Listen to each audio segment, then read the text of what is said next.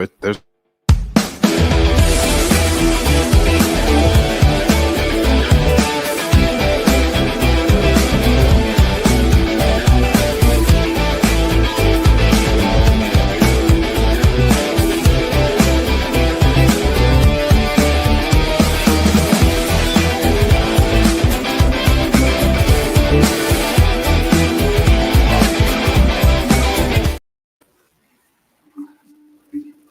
What is up and what is going on out there, everybody? To the afternoon woke up. We appreciate all of you guys being here today for another riveting episode of what I'm sure to be a very exciting episode of. Yeah, we started off with a good news story just before we hit live, so hopefully the entertainment news can be just. I can't. You can't. We gotta. If you're gonna bring it up, you gotta bring it up some other time so they don't know. I was gonna bring it up, but I can't bring it up in that way. That can't start it that way. Ricardo Woods is here. And Aries 21, perfect attendance. Good afternoon, Pookies. Bring it up.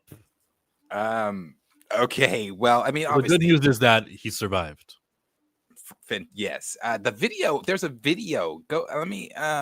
We don't have to do the sound. I can share my screen here quickly, but there is a video of it. Frightening shit. Frightening shit. I will say that. The fact that whoever was just. I mean, but he is on a campus. Whatever. The fact that they were just able to get in, and yeah, and shoot this man like this, and this is out like point blank. Hold on. I don't think you should show the video. Yeah, thank you. I don't think you.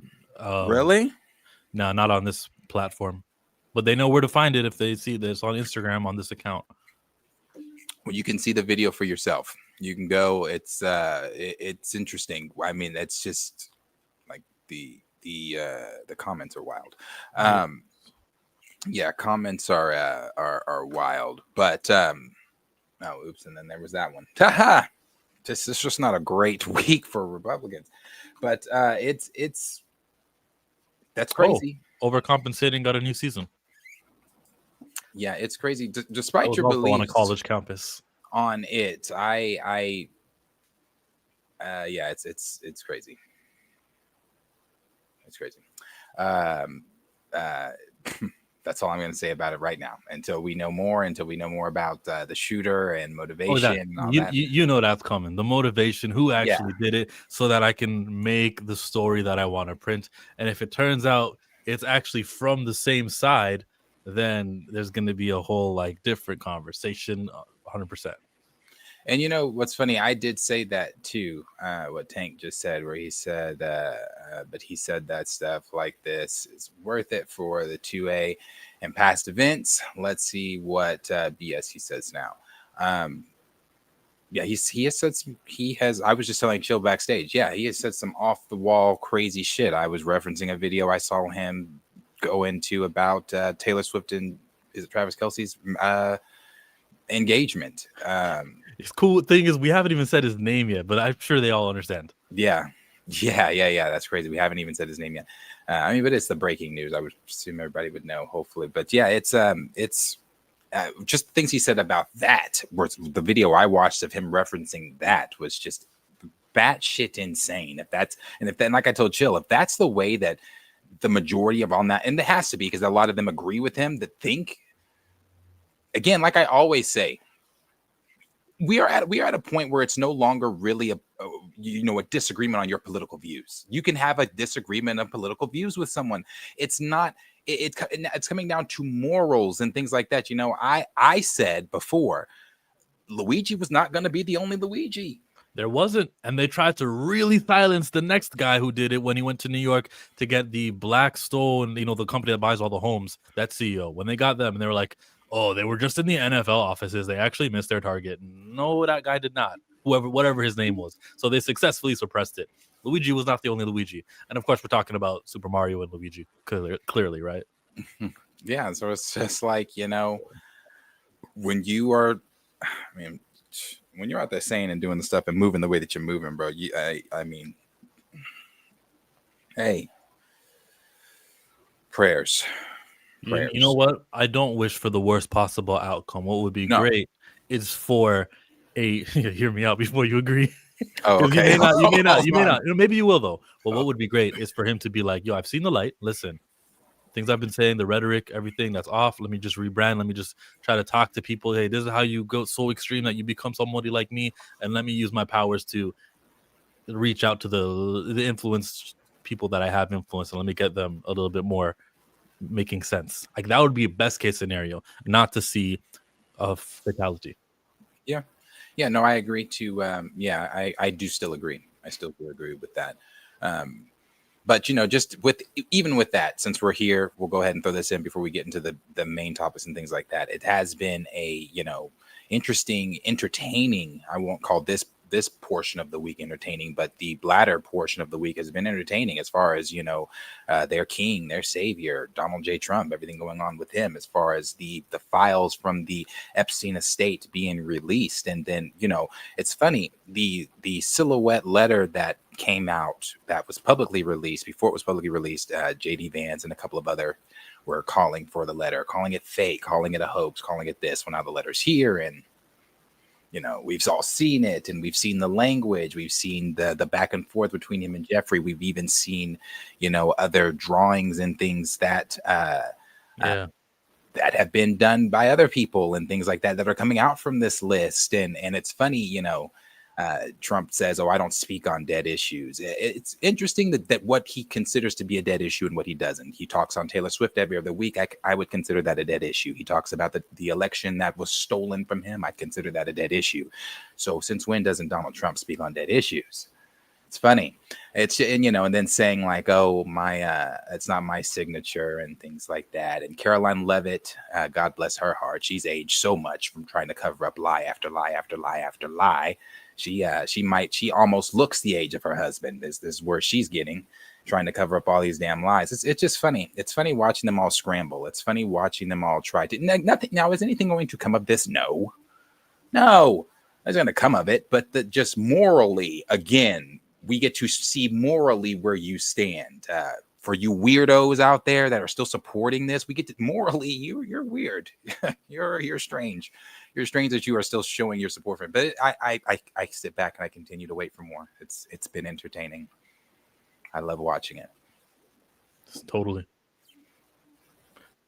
So, thanks for coming.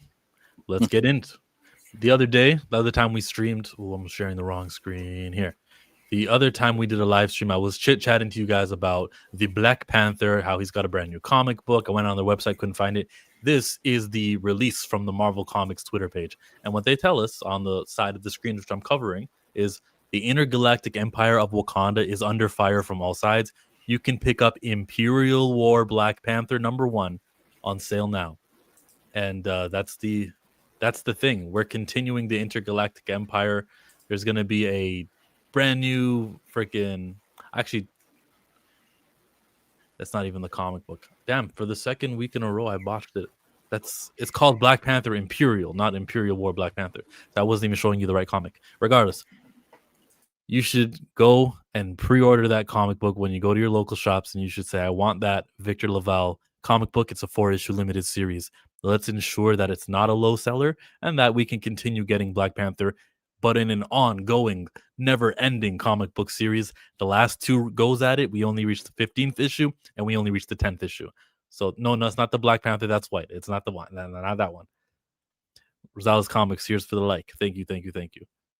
Any variant special covers? There's always going to be a variant cover. Yeah, there will always be. They'll haven't even announced who's drawing these variants, but we know that there's going to be like 3 or 4 for that first issue.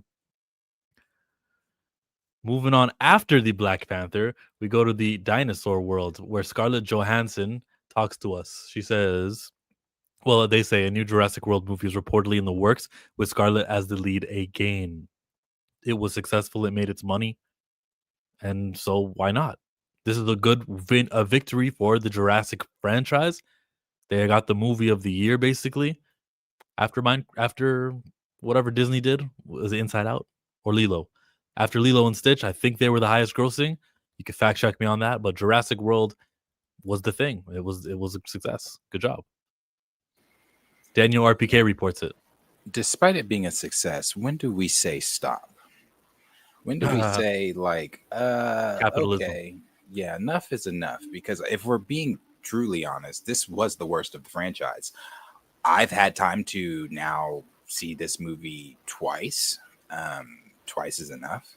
The first time was a shit watch. The second time was a shit watch. I think the most action, the most, for me personally, you might have loved it for those of you watching. Uh-huh. The most action for me was before you get to the island, was when they were in the ocean in the mosasaur. You've got the mosasaur and the spinosauruses, and the spinosauruses were kind of lackluster, but the mosasaur himself was fine. I thought that was the most action packed part. When you get to the island itself, it's like, where the fuck are the dinosaurs? It's like, yeah, we see the dinosaurs that they are actually after, but during this like whole adventure of from getting from one dinosaur to the next dinosaur, how are our lives not in danger? How are we not, that they use those raptors at the end that could fly? Those little fuckers should have been the main antagonist the whole film until you got to the weird xenomorph dinosaur that you didn't even use. So it was like, I didn't understand this movie. I didn't understand the plot of it. I didn't understand the point of it. So it's like, if this next one is stemming from that story, where the hell are you going? What the hell? And again, that brings me back to what I said at the beginning. When do we say stop, pause, or if not, start this shit over and do it closer to the book, like Spielberg originally wanted to do? But I think all this that they're doing now, I think it's gotten crazy. I thought the first one with Pratt was great. All the others with him were ass. I didn't like that second one, that third one, or the one where you brought back Dr. Grant. Wasted all of them. Yeah, it made money, but maybe they need to stay extinct. Okay. As you were talking, I just kind of had my other screen open, and I did see this. I actually saw it. Did you see the video yet? Are you asking me? Yeah, I actually saw it right now, and that's why I was Yeah, making. I asked. Yeah, because I was gonna play it. Yeah, I saw the video. That's so. As you were talking, if you saw me react, it was to that. Wow.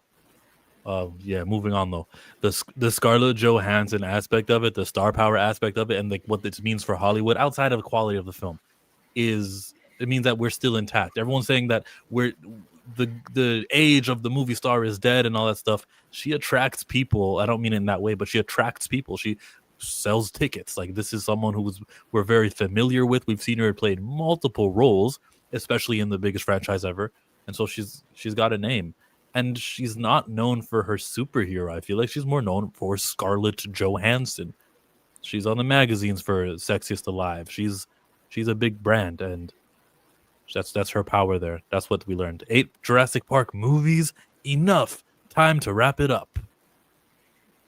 Yeah, You got some agreement.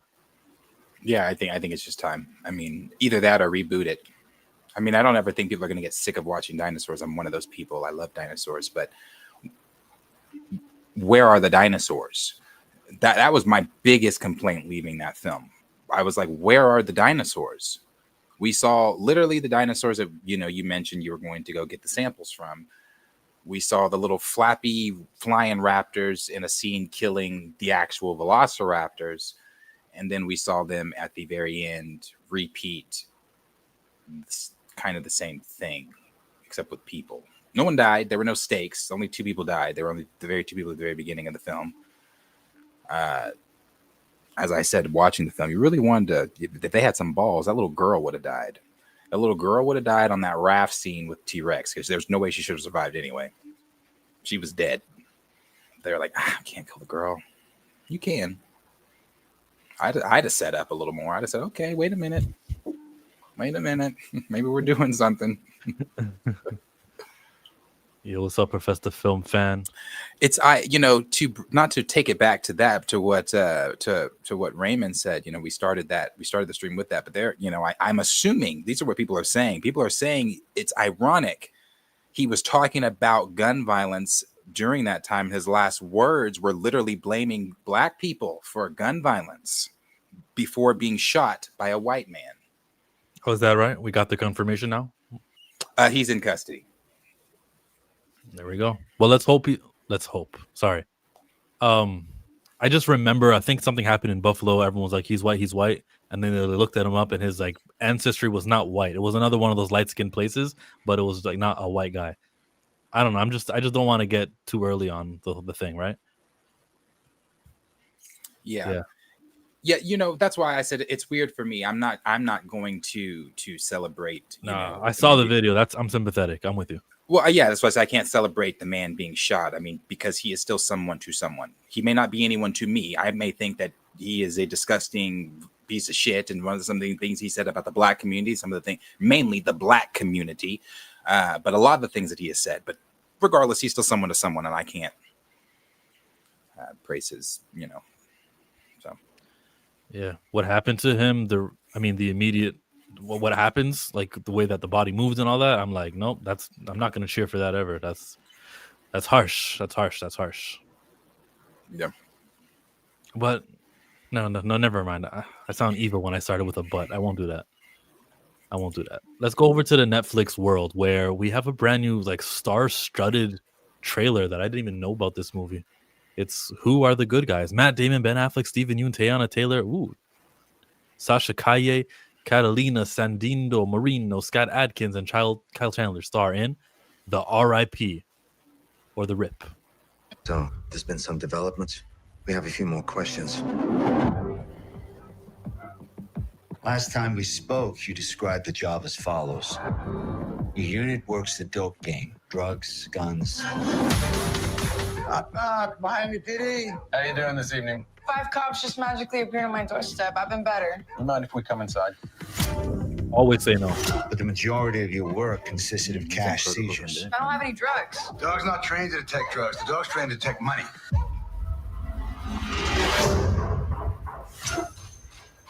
How much was the tip that came in? 300 grand. That's a $20 million rip. It'd be so much easier if we just stole this money. I swear to God. You should just take whatever money you want and walk away before this goes really bad for all of us. No one needs to die tonight. You have 30 minutes to get out of that house. What we do right now and who we talk to matters. The longer we stick around here, the dicier this shit's gonna be. Tell me what's fucking going on. Whoa. Do you think I want to jack this rip? I don't trust you right now, and that's a fucking problem. Any ideas who might want this money? $20 million. Where do you want to start?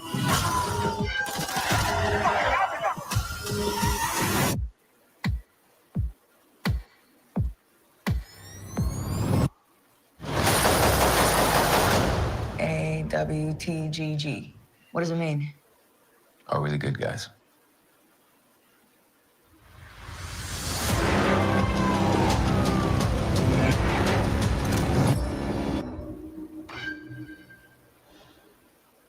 Only on Netflix. Doesn't look They bad. should do the theatrical thing again, where it's available for a weekend and then it goes to Netflix, because that's just free money. Yeah. I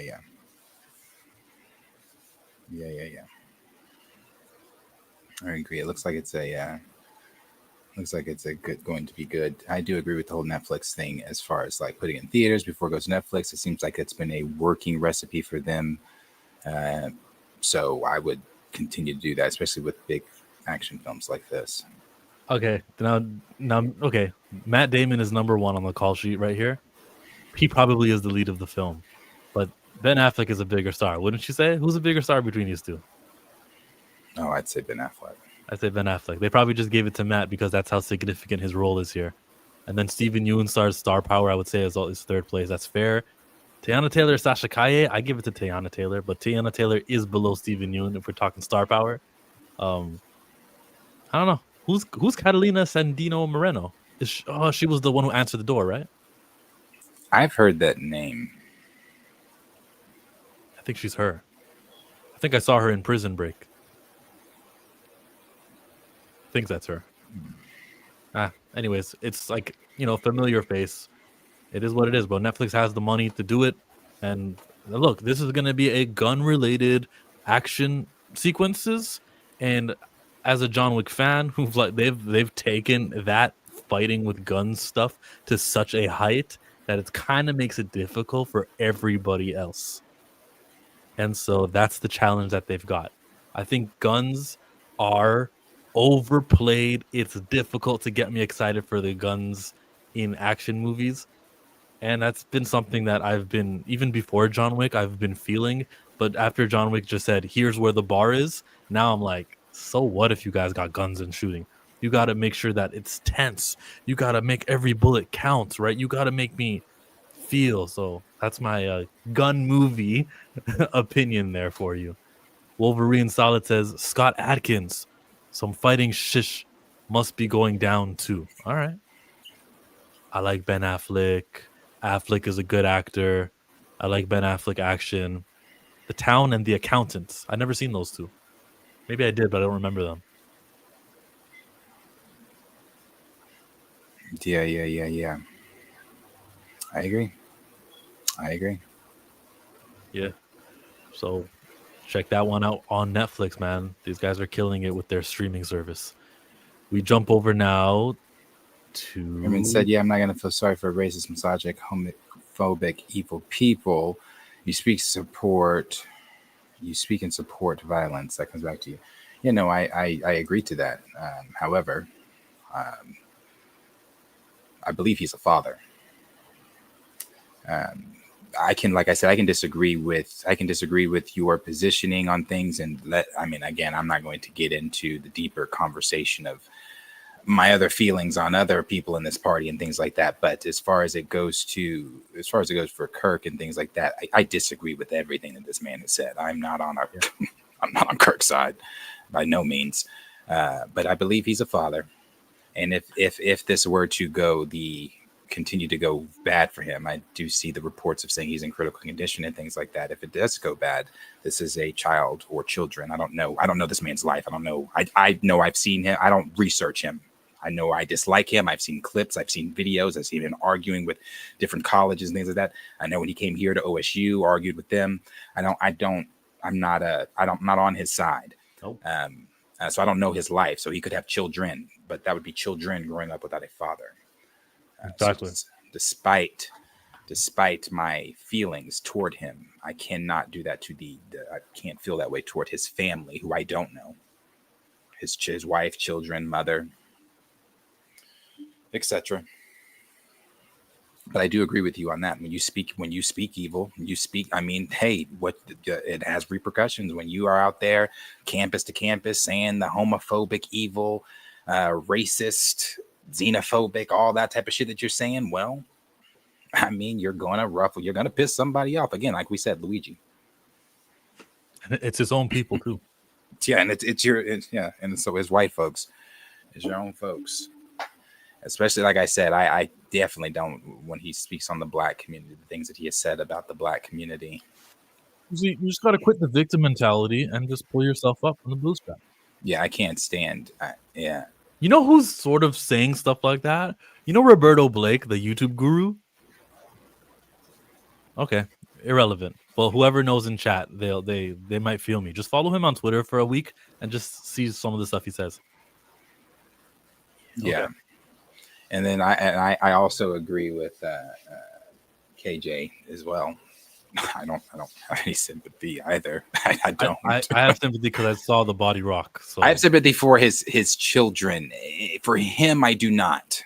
You have run your mouth. You have run your mouth. When you run your mouth from campus to campus, saying the things that this man has said, and and specifically speaking, at the top of my list is the things that he has said about the black community, calling us dumb, dangerous animals. Are you like what? So yeah. I have zero sympathy. I think I'd be there if he did acts of violence, and then I'd be like, oh, there it is. You got what you reap, what you sowed, bro. But I don't know, if someone from the Israeli politics went out just like that, I'd feel satisfied. I'd say that's what you get because you were indirectly involved in exactly doing that, but on a mass scale. So if a former Israeli defense soldier was like, anyways, moving on to I mean, it's Jumanji. when we again, not to, and I'm moving. Let's move on to Jumanji, but when we do have these conversations, we can have them. This is what our show is. Our show is not just specifically movies and things like that. We talk about events, whether they be world events, movie events, TV events, whatever. And this is an event that is, I mean, to me, in my personal life, every day, dumbass opens his mouth, it's an event. So, yeah. So if we do ever stray, it's an event. It's a part of the day. Yep. Shout out to Cameron. Nexus Point News says Dwayne Johnson has confirmed at the Toronto Film Festival that Jumanji 3 will begin filming in November. It's already happening. That is a Sony movie. The gang is all going to be back together. And I guess he won't be as thick and big because they're filming in November. He's got 2 months to cycle up or whatever it's called. I don't do those drugs. But he's got 2 months to maybe bulk up as much as he can. Shout out to The Rock, bro. That was my question. Is he going to do that? I thought the point was that he's getting older. Some of those drugs and things that he does to maintain that size is not, sustainable for a long, prosperous life. So is he going to take that stuff, or is he bulking back up for Jumanji? I hope he doesn't. I hope he doesn't actually take the stuff. I hope he go to the gym. I would encourage that. But just don't have any foreign substances inside of you that can lead to your demise quicker. Like Roddy Piper didn't reach 65. Like Hogan, I think he got to 72 or 71. Whenever Hogan died. There's a lot of the former wrestlers don't make it that far. Dusty Rhodes, like there's just it's like, look at the history, think about it. Don't do the drugs. Yeah. Well, the first two. This is the third one. Yeah. The first two were I like the first two a lot. The first one, I mean, just having Kevin Hart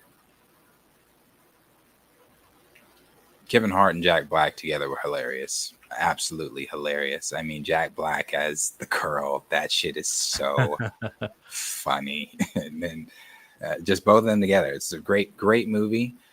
Even Karen Gillan? She's even funny in it. Like they're all funny in it. They're all funny in the film, and it's really good. Nick Jonas, when he showed up, hilarious. Yeah. My favorite thing about this franchise is that both of the times they came out when there was a Star Wars movie, and they killed it. They made lots and lots of money.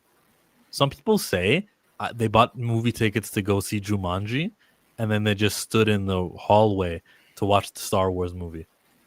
Probably. I would have been one of those people. If it was sold out, that's what you would have done. And then I also heard that I didn't want to pay for Last Jedi, so I just bought a Jumanji ticket, and I sat in to watch Last Jedi. No, I don't blame him. I wish I could get my money back for that movie.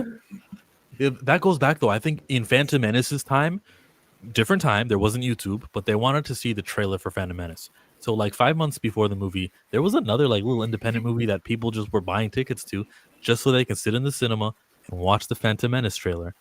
And they wouldn't even check out the movie. Star Wars. The power of Star Wars. Power. The Rock definitely is up there in age. Yeah, we saw last week he was 53. It ain't healthy to bulk up like that, especially given the history of pro wrestlers and steroid usage. Say no to drugs, but just weed. Kevin Hart is very underrated as an actor, in my opinion. I think Kevin Hart is funny as fuck, especially if it was an actor, a serious actor. I think I can agree to you. What's the movie? The Upside. It's The Upside. I think it's The Upside that he does with the wheelchair guy. I think it's The Upside. Very good movie. Dramatic acting from Kevin Hart. Kevin Hart? Ooh. Randy Savage, Bonesaw, and the Ultimate Warrior. Tons of guys. Yeah, you're right. All these guys died. The funny thing about Bonesaw in Spider-Man, right? So I saw a clip that said the actor was so dedicated to the role of Bonesaw, he went on a 30-year wrestling career to prepare himself for Spider-Man 1.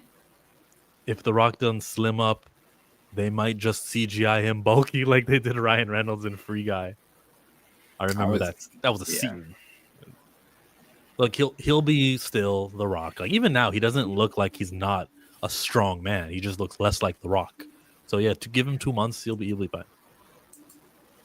And then you know what? They start shooting in 2 months in November. They might not shoot the shirtless scene until the end of like on December on the final day, and then he'll have been training for 4 months worth, and he'll be or for whatever 3 months worth. Weekend edibles are my you guys are very committed to this drug. Let's move on to Conjuring. A prequel is reportedly in development. This is coming from Matt Bellany in the Puck News. Now, we were flabbergasted by the success of The Conjuring this week. 180-something million opening week, worldwide weekend. Bananas. This movie is a franchise, bro. It's a juggernaut. It is. I'll be the, I'll say it for myself. I did see The Conjuring, and I'm glad it's one I did not pay for. The reason I did not pay to go see The Conjuring is because the last trailer didn't do it for me. That last trailer didn't put the scare in it like it's been before. And when I say like it's been before, I didn't like The Devil Made Me Do It either. The magic that they caught in the original Conjuring, I don't know that they were ever able to capture that type of horror feel again. This just didn't do it. I felt like we spent so much damn time. There was just so much going on in this film. You had what was going on with the family that was actually being haunted. You had what was going on with Ed and Lorraine personally, with them being, retired and feeling like they're getting old. You had what was going on with the daughter and her relationship. You had her boyfriend, fiance trying to be, accepted and a part of the family.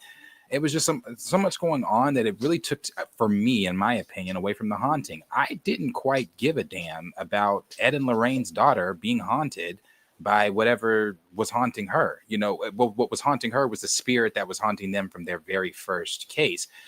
I don't care about that. Like, to me, yeah, you might say been there, done that. Focus on the damn family. I'd rather be, because the moments for me were, it was actually on the family. There was a particular scene where one of the little girls is figuring out some stuff, and then one of the spirits appears to her and like is trying to like that whole montage of hauntings that happened with the dad at the same time. That was the most exciting part of the movie to me. The ending battle, and I hate even saying that in a horror film, ending battle. The ending battle with the spirit was so ass, and just so like I felt like they were trying to do this big, like, I don't know, like I don't know, bro. Well, And how then, do you end a movie like a horror film? Is it an ending chase scene? Is it an ending scare? I mean, the way that they ended the first Conjuring, obviously you still have your big climactic ending scene where you're fighting the entity or whatever. I just felt like the one in the first Conjuring, it was like, okay, sure, that would possibly, if that, something like that could possibly happen, I'm sure. Obviously a lot of the stuff is made up, but this are based off true events from real people. Yeah. This is a real case. But this one, you have a flying mirror, and it's like going at them, and images of themselves in the mirror as like demonic spirits, and they're like fighting their demonic spirit that looks like them. And I'm just like, and like the house is like I'm just like, I didn't like it. I just didn't like it. I didn't like it. And again, I loved Weapons. Two different horror films. I feel like the Conjuring did what the Conjuring did because it's the Conjuring, and because it is the last one, and because we've all been here dedicated since the first Conjuring, because it is doing amazing numbers. But the reviews I have seen have also been saying a lot of the same things. It's a very boring start. It's, Ed and Lorraine don't even get to the house until like maybe the third act, and when they get there, they don't do shit. Like, I don't know. It wasn't good to me. Sunday to Monday drop was about 70%. Could be better. maybe that will catch up to it, and it will. I mean, I think it's fine. I think it'll make all its money that it needs to make, but maybe enough of the people like you are going to like spread the word. You know, you don't got to check it out, guys. Take a break, and it might not finish as successful, but this is a great start coming out of Warner Brothers. And like I said last time, they have solved the problem of marketing. They figured it out, bro. TikTok, I think, is their answer. Podcasting, I think that's what they're venturing off into because they're killing it. Yeah. You don't do horror films, right? I don't do horror films, no. Yeah, so you wouldn't even be checking out The Conjuring, but I could be wrong. Maybe Long Walk. Yeah, I don't know if anybody else is in the comments has seen The Conjuring. Maybe I could be wrong. Maybe you guys all loved it. I don't know. To me, though, I after I watched this, because I watched this at home. Thank God. Let me tell you this too. I laughed more than anything. And I'm not even trying to be like, funny about it. Like I found more things hilarious. Like, I mean, in the actual account from the family, they talk about the dog getting lifted up and put against the wall. I didn't think that was going to be as funny as it was when I saw it. And maybe it's because the way they did it, it's not the dog getting thrown. It's like, oh, I love animals. But the way they did it, I'm glad I went to the theater. I probably would have laughed out loud in an appropriate moment because it was funny to me. When the doll set up, that shit was funny to me. I don't know. There was a lot of funny moments. Even when the little girl, Ed and Lorraine's daughter, because, you know, from the very first one, since Annabelle, she's been getting haunted by Annabelle. When Annabelle showed up, it was funny to me because it's like, damn, Annabelle won't leave this bitch alone. And that shit is just funny. I don't know. It was funny. It wasn't, not one time did I jump. Not once. But I'll give them this. This is the only positive thing. I was cleaning my building and the little entity guy with the hammer, he was on my mind. Good job for that. Good job. There you go. Good job for that. If they heard you say that, they would just disqualify everything you started with. I just said. He was on my mind because, like I said, that was one of the best parts when the family was getting haunted. When he came out and was just walking with that hammer with that maniacal little laugh, I was like, oh, that's scary. That's cool. That's scary. Phoenix agrees the latest Conjuring was everything you were saying it was. I haven't seen it yet. But how would you rank the Conjuring film from best to worst? Oh, I would say this is, I used to say Devil Made Me Do It is the worst. I'd say this is the worst. Then Devil Made Me Do It. And the others are just really, really good. I'm not the biggest fan of The Nun. It's not bad. Annabelle is okay. You got me really with the first Conjuring, and I kind of stopped there. But the other ones I would rank much higher than these. Than The Devil Made Me Do It or the other. I feel you. I'd be laughing sometimes at the people getting messed up in movies and shows. Sometimes you can't help but laugh. Eugene says I don't do horror. What's crazy is The Long Walk has no premium screens. Demon Slayer pretty much has them all. Big bank, take little bank. Moving on to Lilo and Stitch. Notches 14 million views on Disney Plus in 5 days. Before... Nice. I don't know how nice that is because they don't tell us what the views are all the time, right? So if you just tell me it got 14 million views, I'm like, what, does the usual Disney Plus movie only get 10 million and 14 is more? Like, I'm kind of uneducated here. I'm in water. I'm in deep water outside of the coast. So I don't know how to assess that one. Sounds nice. 14 million. Yeah. Yeah. I'm not sure. Do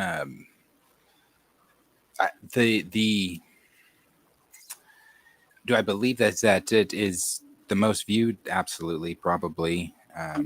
As far as, like you said, for Disney Plus, what does that mean? I don't know.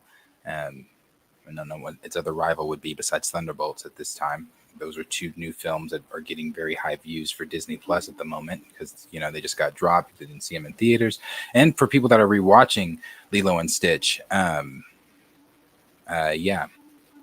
But does the view count twice? You know how when we were kids, we'd see a movie many times on a weekend. We just go, replay. Let's rewind it. Let's replay it. All the kids got to do to rewind now is scroll their mouse. Do they count that? They don't count that though. I think it's once one viewed, counted as the household, or that television in the household at least. I don't know the answer to that, so I don't maybe know they how do, that maybe works they don't. either.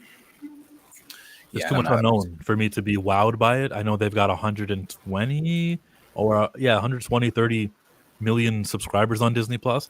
So let's just say every one of those 14 million, is that 14, right? Yeah, let's say every one of those 14 million in the 5 days were unique views and no one replayed it. It would mean that 10% of Disney Plus viewers saw the little Lilo and Stitch movie when it came out. And now that, if that's the case, that's awesome. You're satisfying 10% of your audience with one project on a streaming service is amazing. Yeah, agreed. Lilo and Stitch. Did you check it out on? I know you don't have Disney Plus. No, I didn't see it yet. I will one day. Oh, you still haven't seen it at I all? want to see the old one first so I can remind myself, and then the new one. Yes, watch the old one, and then once you watch the new one, you'll see like, oh gosh, wow, okay, all right. Those are some choices. People who watch Lilo and Stitch, give it a ranking out of 10.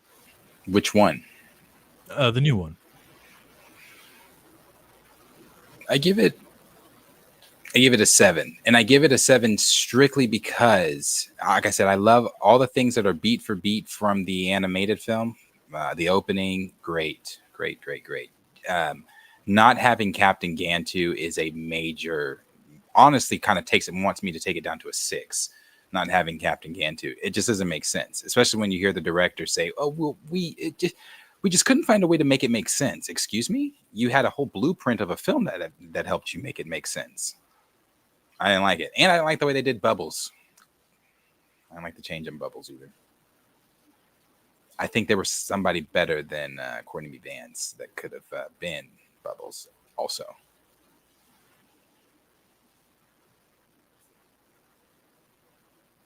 Yeah.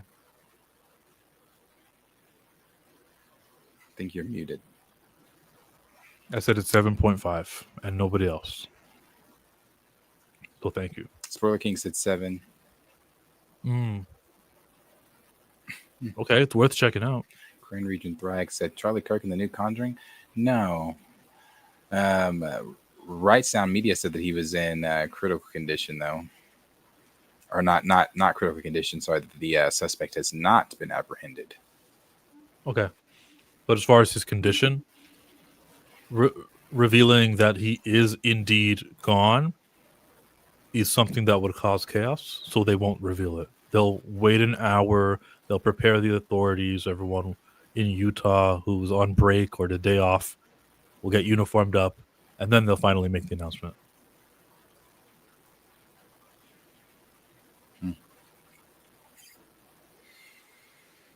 That I will retire with the ring, and I will retire with the crown. Yes, no, I'm not lucky, I'm blessed. Do you think this is the reason movies? Do you think this is the reason movies are getting lower numbers at the box office? They make more with streaming. Yeah, I think it's kind of like we Yes. were talking about the other day.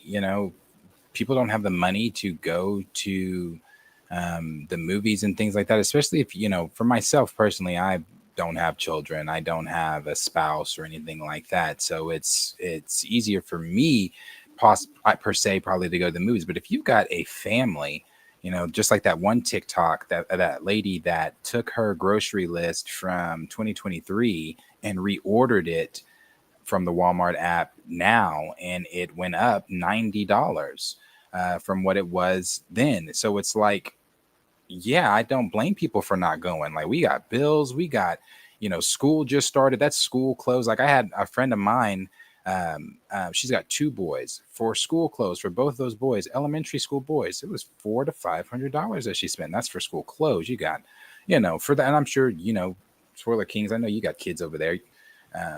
You guys know that, shit, wallets ain't cheap. What's going on? So I think what's going on with money has a lot to do with it. And I think that's why people are like, nope, we will wait for that shit to come to streaming, and we will watch it with this 18, whatever the fuck we're paying a month. So the Spoiler Kings, shout out to you guys. The three of these guys have a channel over on YouTube, so you should be checking them out. They do videos like the other day. They were just doing a YouTube video talking about the Peacemaker stuff. He and Brian and Anzo and stuff. So salute to them.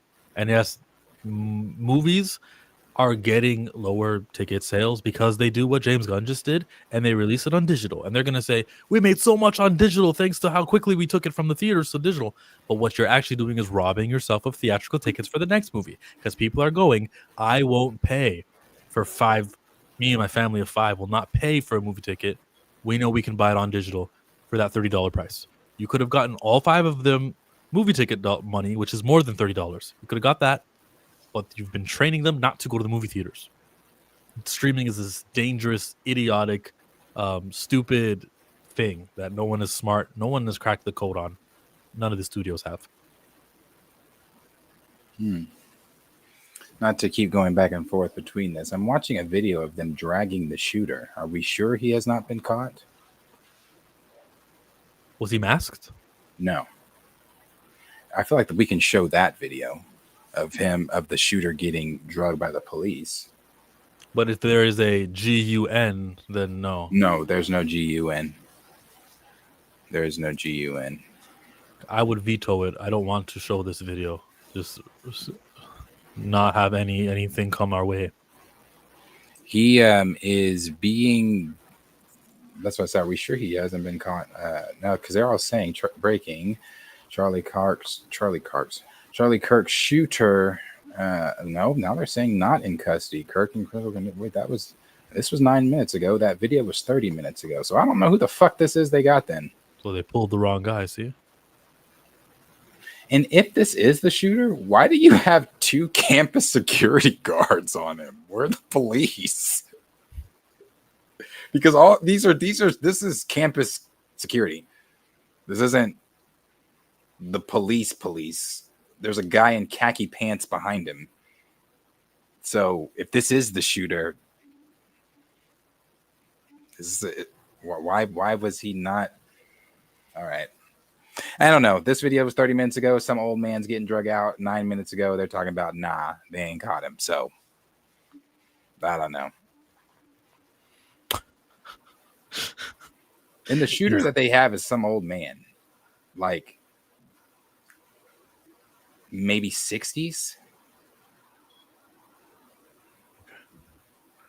I'm looking it up and I'm seeing all the memes and people are funny. People are something on the internet. You see the one where the guy's like watching the flatlining like it's a sports event. Like, anyways. Yeah, no, it's the memes. Memes start coming and they don't stop coming. The comments under some of these posts. Somebody says, so what's for dinner? Yeah. Raymond said they just said that the shooter has not been caught and is still on the run. I saw another one that said, why him and not him? The Discussing Film says Legendary has bought the movie rights to Sen Lin Yu's Alchemized, a novel that was originally Harry Potter fanfic. The original fanfic followed a forbidden love between Hermione and Draco Malfoy. We all know somebody who's gonna love the idea of this. That is the biggest ever acquisition for a book's movie rights at $3 million. Really? You know why? Why? Because other authors never gave up the rights. Other authors always maintained their creative control.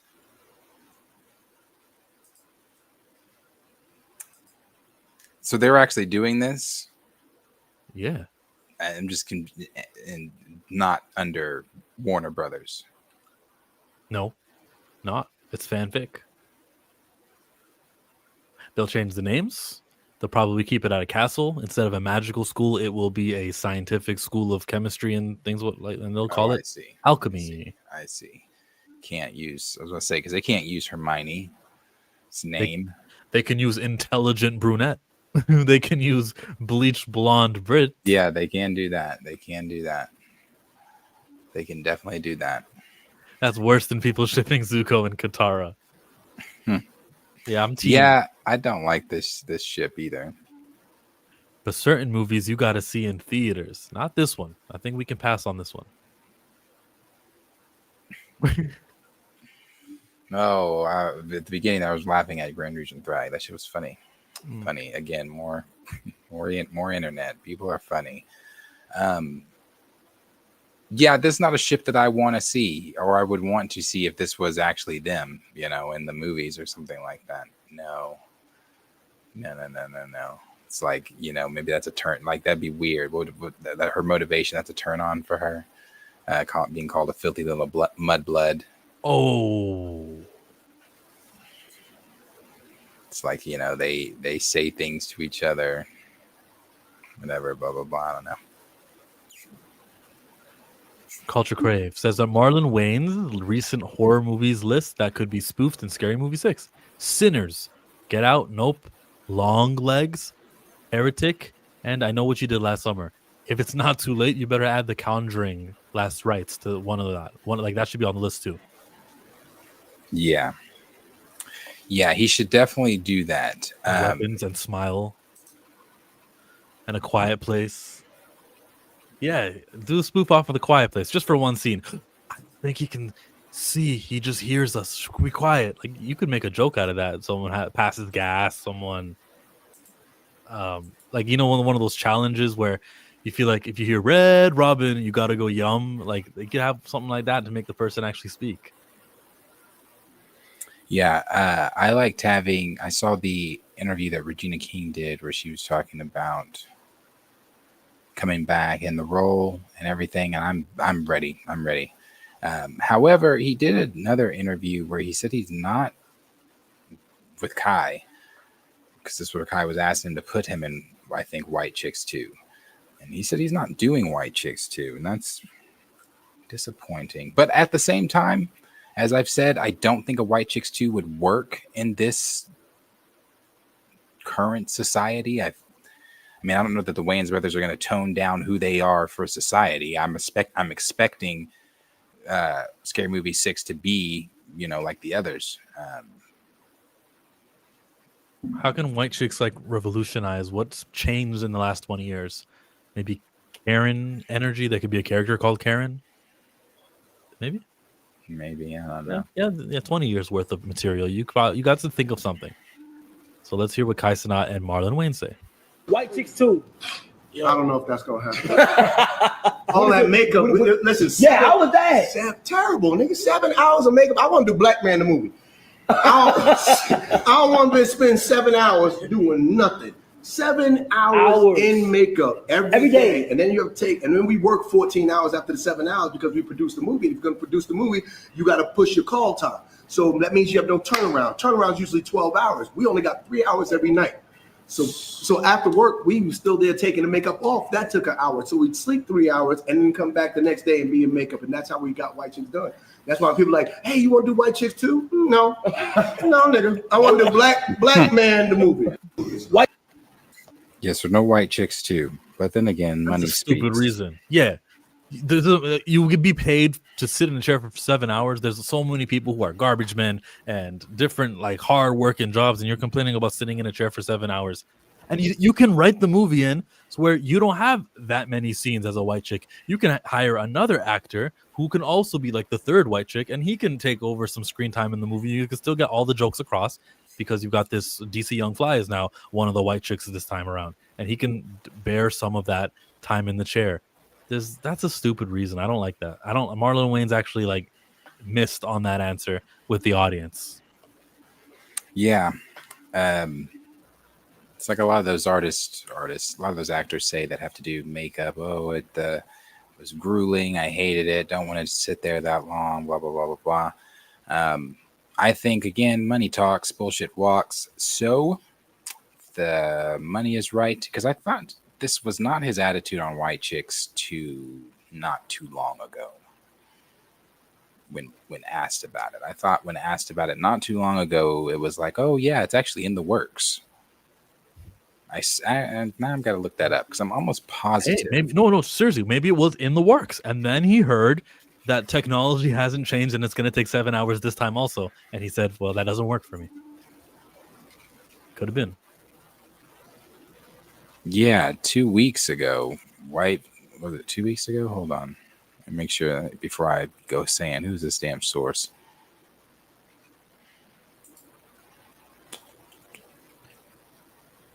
And since we're on Yep, here it is. Yes, the Wayans brothers, specifically Marlon Wayans, has confirmed that a sequel to the 2004 comedy White Chicks is in development and will be made after they finish work on Scary Movie 6. Yeah, I thought I remember him saying that shit.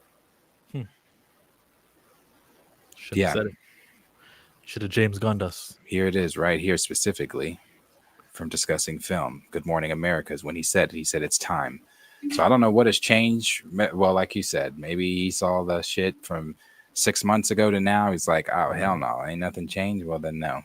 And you know what he could be doing? He could say that so that we all do fan uproar. No, we want to do it. We want to do it. And then the studio goes, oh, people do want it. People are mad. All right, let's just pay Marlon Wayans the extra $2 million he wants.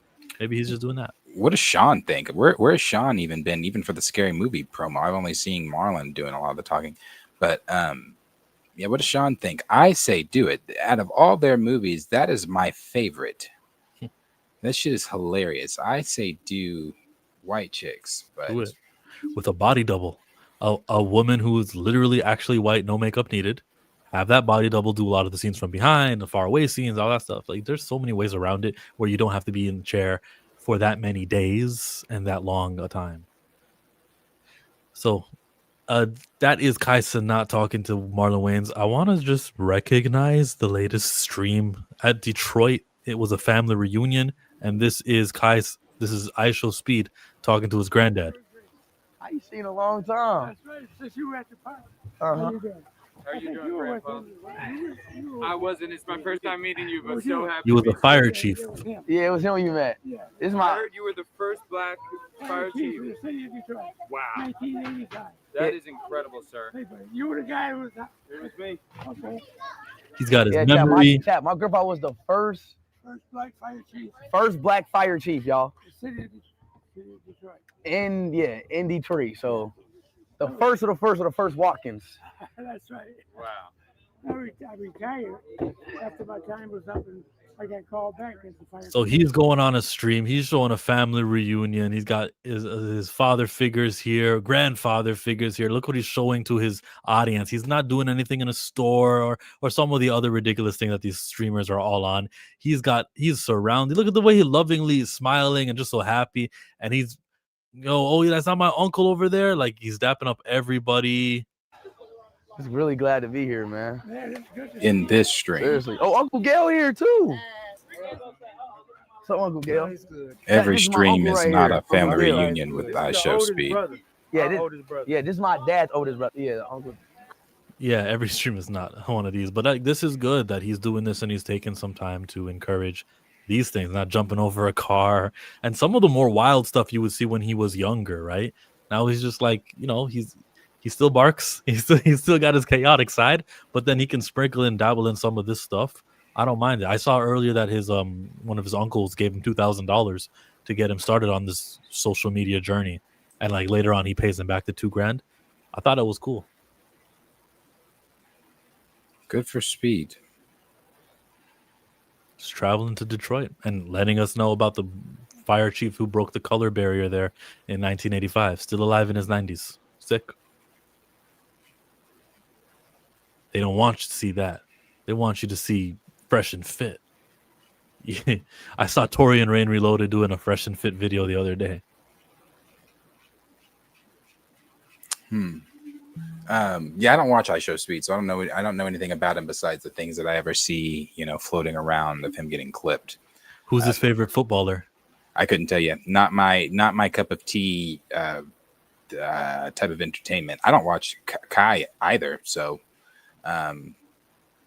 do I support what they're both doing as far as black streamers and things like that? Yeah, sure. That's great. But I'm not like actively subscribed nor tuning in to either one of them. Same here. But they're hella influential. Yeah. Yeah. Cosmic Marvel. This is what you're into. This is your story. Glenn Powell says that Chris Pratt's casting as Star-Lord in Guardians of the Galaxy changed Hollywood. He says it aloud for leading stars to be a little more silly and buoyant in films rather than brooding or dark. Do you agree with Glenn Powell's like assessment here of Peter Quill's Star-Lord? What? I agree. Hollywood though? I won't say changed Hollywood, but I think changed like he was definitely, well, I won't even say really changed anything, but he definitely brought a more fun vibe that I did not like at first to Star-Lord. And I mean, not just him, but that whole group. You know, we've talked about that group before, how they're a group that nobody gives a fuck about in Marvel Comics, but you take that very first film, all three of them, but that very first film and even their appearances in Infinity War, that's to me one of the best interactions between the Guardians and Strange, Iron Man, and Spider-Man. The conversations, the wittiness, I think so. I think Pratt's one of the better leading men in the MCU. What was the conversation? Were they talking about how he's rumored for Nova? It may have been. I'm not sure. Glenn Powell is 36 years old. If he, Right Sound says that he died. Looked like it from the video.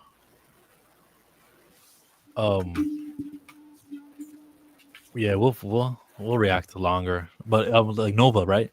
He's 36 years old. If someone's gonna be cast to play Nova, it'll be a 36-year-old. This is kind of like maybe the last chance that he's got to campaign Marvel to get a role. And look, he's 36 now. He'll be 37 next year. He'll be 38 the next year. So we're really talking about a 38-year-old since he hasn't been cast in anything now. We're talking to a guy who's going to be cast and be 38. So there it is.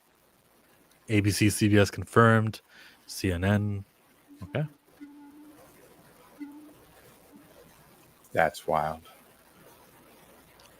That is what happens when you were touched at that part of your body and that much comes out of you. Yep, he's gone. Whoa.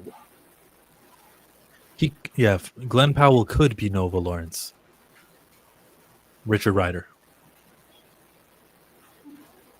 He probably will be doing scenes with Chris Pratt, so butter him up early. And then ask your friend Jonathan Majors, who you did that army movie with. They did some movie together, right? No, they were pilots. Devotion. Ask your friend Jonathan Majors all about the inner workings of Marvel Studios. If you're still friends, because I don't think he spoke out or defended him in any way. Matthew McConaughey, after a year, was like, "It's time for second chances. Everybody gets a go." And he told a Hollywood Reporter about how he believes in Jonathan Majors. Glenn Powell didn't say that. That he was reached out to. I know you're looking at the news story. I'm sorry. I'm just, it's our country. Now, could it be tit for tat? Could someone who makes appearances now from that side of political fence get it? Well, they shouldn't, though, because the guy who did this was of the ilk of the MAGA people. Well, we don't know for sure anything yet, I guess, on the shooter because I haven't even caught him. But yeah, you're right. The thing is, it's just like I said, it's regardless of how you feel about Kirk, take all those feelings away. It is a scary time in our nation because you've got a president who has emboldened people to be able to come out and be bigots, be racist, be homophobic, be xenophobic, be all these different things, and it's been okay. You've got the Supreme Court legalizing that, hey, you can discriminate against Hispanics, it's fine. We are literally going backwards. We are regressing. That whole "Make America Great Again." We knew what it meant in 2020. We knew what it meant in 2016. We knew what you meant by that.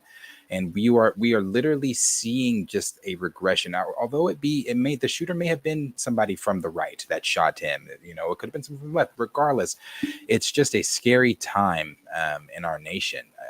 You got what happened on the subway with the young Ukrainian girl and the psychopath that killed her.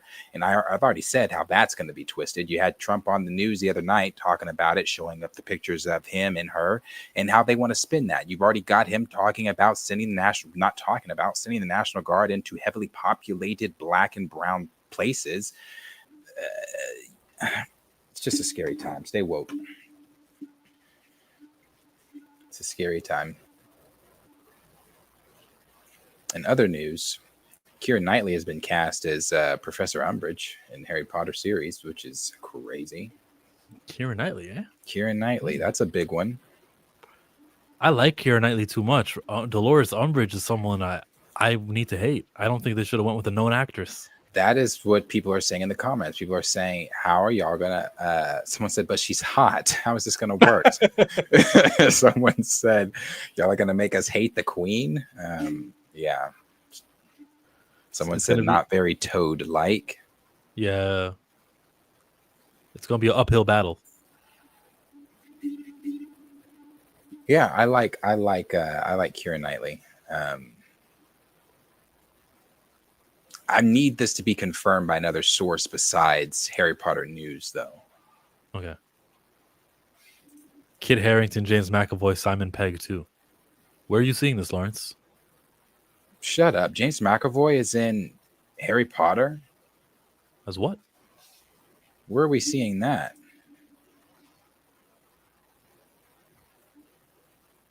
The show is gonna suck, I think. I know one part I won't like, Snape, but the show could be good. Like, look at J.K. Rowling. She was involved in the movies. She's involved in the shows. I think she's a qualified storyteller, even if it's not the same format. Wait, this is Variety's. This is Variety. This is for audiobook. Oh, Lawrence is behind. He's behind the stream, so he's probably talking about something else.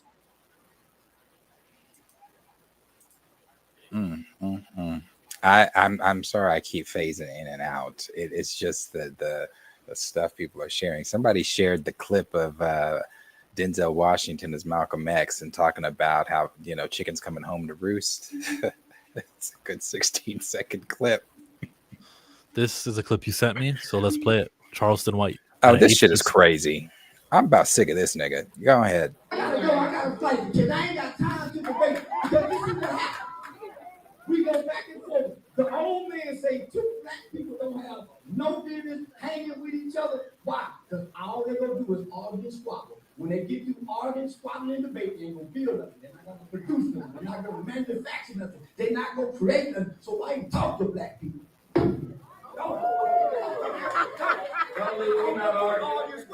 We're not arguing, Mr. White. We need plans. We need resources. And that's what we need alternatives. We're not coming with alternatives to make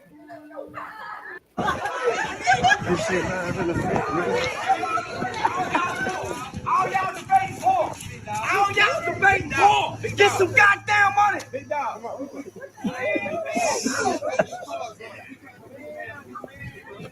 Y'all want to debate? Y'all gotta listen. Y'all got an educated scholar, college educated nigga talking street talk, criminal talk. I wasted my time. Most educated game, not a goddamn thing, nothing. I thought I was talking to children. I'm arguing with adults. Why are you walking away from your people? Why are you walking away? I'm down by my people. Mr. White. The white fuck my people. I don't give a damn about my people. You right there, bro. You right here. Charles. They wasted my time bringing me here. They wasted my motherfucker. What an ignorant nigga. And I do mean that. Like, you know, talking about the white folks is my people and this and that. Nigga, the white folks don't give a good goddamn about you. The way that he speaks about the black community, speaks down on the black community, the way that he says, you know, uneducated. All black folks get together and do is fight and squabble and da da da this and steal and rob and blah blah blah. To hate your race as much as you hate your race, that's crazy. I'm about sick of people even giving this nigga a stage. Stop giving him a platform. Stop inviting him to speak. What are you inviting a clown to speak at your college for? Why are you inviting? Him. Yeah. Have a Jubilee moment. Well, I'm sure to have that or whatever, or you're gonna fuck around and have yourselves another Kirk moment. Because he's another person that goes campus to campus and runs his motherfucking mouth, podcast to podcast, and runs his motherfucking mouth. Yeah, especially now. Like anything with a mass amount of people, nah, don't do it. Anything in the open, no, like there's no doors, metal detector, nothing like that. Don't do it. Boondocks would have a field day with him. Oh man, I'm telling you, I have a field day with Charleston White.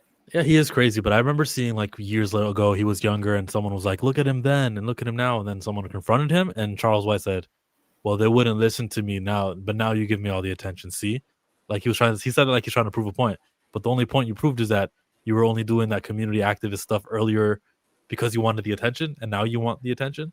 Even as he's walking away in that video, he's talking about educate and this and like shut up, it's coming from you. You're expired. Like it's gone. There's nothing you can say anymore that anyone can really with a good sense in mind like rally behind. You're dead to me. Yeah, he's such a clown, talking about the white folks is my people. Fuck my people. Black folks ain't my people. Yeah, like I said, them white folks ain't gonna be there for Charleston. They're not checking for a Charleston White. They're checking for actual white. Right. So just crazy. She's just ignorant. Stop inviting this nigga to your campuses. And yeah, he wanted to talk to children and not a surprisingly college educated debater. Mm-hmm. Loser Sigourney Weaver jokingly responds to whether Mandalorian and Grogu will be better than Andor. Andor won't be as good as the Mandalorian. Just letting you know. Your opinion on this statement? I believe her. I believe her. I believe that the Andor won't be as good as Mandalorian. Well, here come I am Too Fly with the super chats who disagree with us. I agree with her. Shout out to you. Thank you for the money in advance. I am ready for to see, the trailer that they put out to the public for this. Yeah. I'm ready to see what her role is. I don't know, I think this is more just a big adventure, space adventure, just a big episode of The Mandalorian. I don't truly know what this plot is. So here's the quote. It won't be as good as The Mandalorian and Grogu, just letting you know. She continued by confirming that it's a different world. Both projects may be set within Star Wars, but Andor takes much heavier themes of political corruption and fascism. That's the entire quote from her.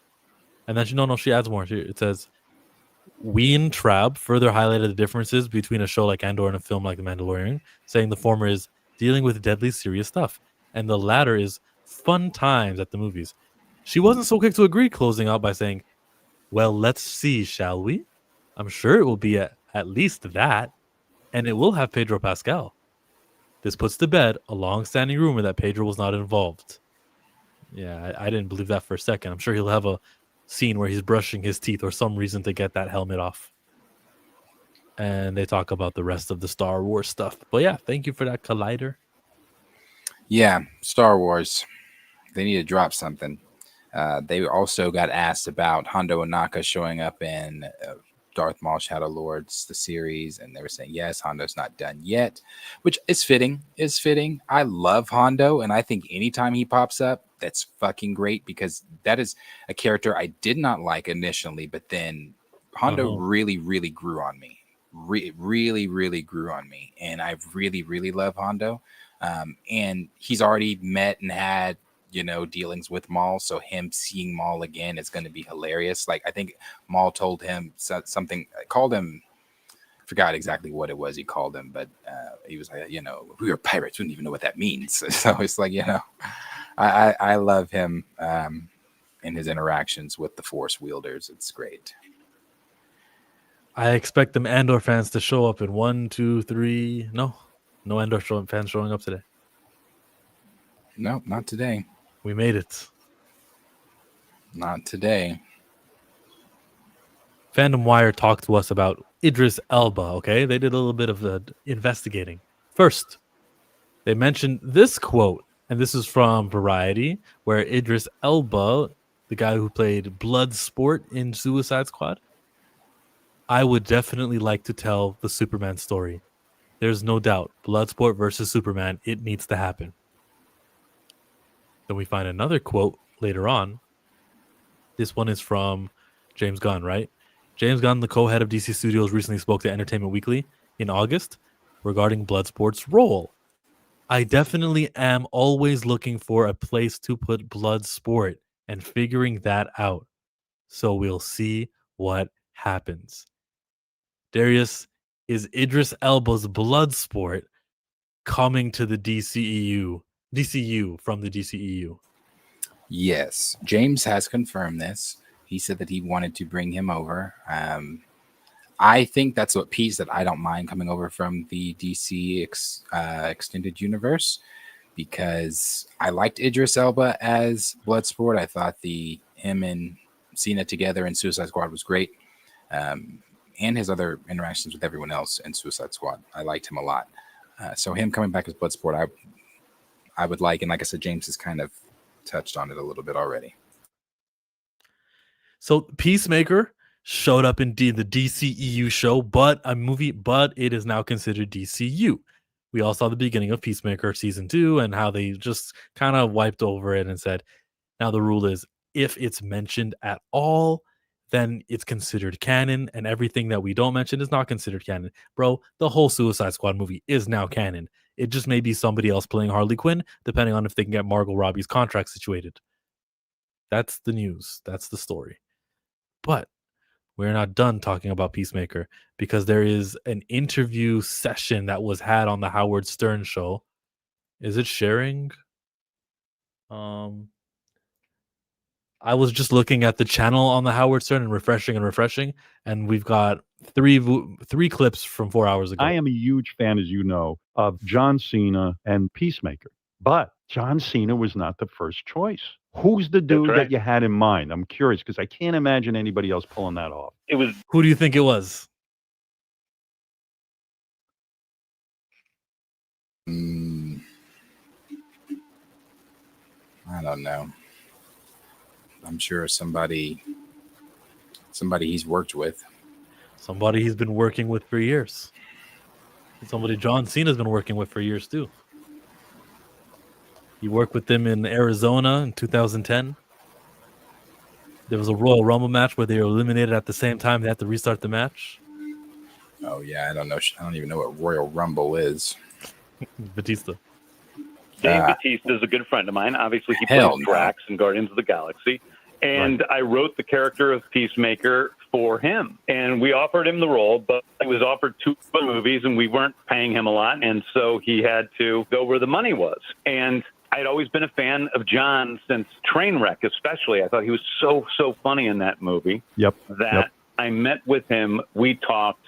We became instant friends. And then since then, I've worked with him more than any other actor, because I've done 2 seasons of Peacemaker, Suicide Squad, and we're, going to be doing more together. So he is a fantastic guy, a fantastic actor. I would never think to have cast him in that. It's really brilliant casting. And I'm sure in some way you must have had a bias, like, oh, this guy's not a real actor. He can't pull this off. How many times did you audition him before you put him in that? I didn't audition him. I just put him in it. But the simple role, it was very much like in Trainwreck, and it just got deeper and deeper. And there was a moment on the set of the Suicide Squad where I went to this close-up to John, and I went all the way in on his eyes, and I saw the stuff that was occurring behind his eyes. And I thought, like, the things that they tell each other, they lie to each other. No, there's action behind his eyes. What does that even mean? What did it, like, twinkle? What is the action behind his eyes? That's just a stupid phrase. wow, this guy could really act. And I think if you see, season 2, he is absolutely not only funny, not only grounded, but also incredibly emotional. And I can't wait for people to see the rest of the season. Really, I think I love the Peacemaker show more than anything else I've ever done. Now, I will add this. As a wrestler, he does have like a performance, sort of like the theatrical actors. They have the live performance. They know how to keep the character on. There is no turning off. So I think some of that does translate over for him, The Rock, every wrestler who's ever tried to become an actor. So I can give them points for that. But it's just, I don't know. Just we don't gotta lie and say things like the twinkle or the acting behind the eyes. There's 2 more clips, but do you want to touch on what he just said about John Cena not being the first choice? I don't care about Peacemaker. I don't care about Peacemaker as a character. Nor do I care what actor plays him. I think that he went with a better choice, though, with Cena over Batista. I don't think Batista would have given you the same. Actually, you dodged a bullet not going with Batista, in my opinion, for Peacemaker. From what I have seen of Peacemaker in Suicide Squad and other things, Batista can't pull that off. Ouch. No, Batista cannot pull that. He, and even to me, Drax is funny. Don't get me wrong, but he's not. It's not the same Cena Peacemaker funny. It's a different type of humor. So I don't think personally that Batista has that Cena Peacemaker humor. And again, this is coming from, I don't give a fuck about Peacemaker, but I don't think he has that. The good thing with Dave Bautista is that he's got his friend James Gunn. If he can't find a role, if he's low on money, if things are looking harsh, hey yo, my friend James Gunn, put me in something. You'll probably have 2-3 projects a year, and you'll slide him in and give him a job. It's good to have a friend like that. Cena was already a big name too, but to be I'm not watching Peacemaker season 2 either. Is anyone watching season 2 of Peacemaker? You guys don't know about season 2 of Peacemaker? You're not looking at the theories, the racist town theory? All right, we're going to go to Society's real Joker. And she's going to give us the theory. Peacemaker's best friend is a black woman. Are we picking up what James Gunn is putting down? Are we not picking it up, everyone? A black woman is his best friend, and he's in another universe where, so far, nobody's been black. His dad is a known racist. We know that from season 1. And his dad is happy in this new universe, and his brother's alive, and everyone's so cheerful. They all love him. This is the universe where white supremacy won. Silly me for believing that Peacemaker was going to just gloss over racism despite him being raised by a Nazi. I've been watching season 2 like, oh my God, Christopher, I love this reality for you. Everything is finally working. As much as it sucks that he might have killed himself, everything is working out for him. Like, damn, I'm happy for you, brother. And then I was looking at this shit. I was like, yo, hold on, dog. Where are all the black people? Yeah. I'm not trying to raise a flag, but understand when I see a lot of white people in superhero media, I don't tend to question it. Yeah. Because it's superhero media. When you are diving into the traumas of a character who was canonically raised by a grand master, and in the reality where his life seems perfect because his brother isn't dead and his father actually likes him. Holy shit, I just fucking noticed this. Oh my God. That's his old clan right mask. there. I'm sorry, but in no dimension does a Nazi just not be a Nazi simply because he didn't kill his brother, right? A big portion of Peacemaker's trauma is the white ignorance that he was raised in, which counteracts his ability to be a great hero because he's still unlearning these traumas. But the first episode of season 2 starts out with this great conversation between Adebayo and Chris about their parental traumas and how close they are as friends. With all of the shit that Peacemaker has been through within this world, Adebayo has been a great friend to him to the point where he loves her. They were setting it up, and that's why in this new universe, everyone seems to be white. They're prepping you for him to be having every family member that's alive and it's all cheerful. They're preparing you for the twist that everyone in that town's white because racism won. And this level of engagement where I could watch a show, not think anything, because it's so common to see white people on screen, whatever. I'm not thinking anything of it. And then to find right out that, wait a minute, their dad is racist. They are all happy. That level of engagement prior to watching an episode is what every studio should seek. The theory crafting has been fun. Now, Society's Joker IRL, she's not the only one to do this. There are other people theorizing and making the connections. And I feel like the more I listen to it, the more I'm more eager to check out tomorrow, Thursday's episode of Peacemaker episode 4. I loved that. I don't care what all you in chat say. I don't care what this little Oklahoman says. Seeing Peacemaker is an experience, and James Gunn is delivering for the first 3 episodes. There could be nothing to this, but I think that he put this in there. And maybe we were all supposed to, maybe he like fed that crumb the day after the episode aired. And he's like, yo, no one's talking about this. Let's make a content creator do videos on it and we can grow it. But maybe, look, Peacemaker is good. Impressive. See, people are coming around. Yeah. Darius got the itis. What does that mean? What did you do? No. I think he's thinking I'm over here falling asleep. I'm not. I'm the world news, I'm sorry, is captivating me, and the things going on right now are crazy. And there's a different angle of the shot. Oh my god! Oh, I gotta see that. My gosh! I think he was dead on scene. Yeah. After seeing that first shot of that angle. Yeah. Wow. I'm fine with that. Honestly, I'm sorry. I haven't seen anything like that unless you look up Kennedy's shooting. Kennedy's assassination. That is, again, despite your views, that's tough to watch. That's tough to watch.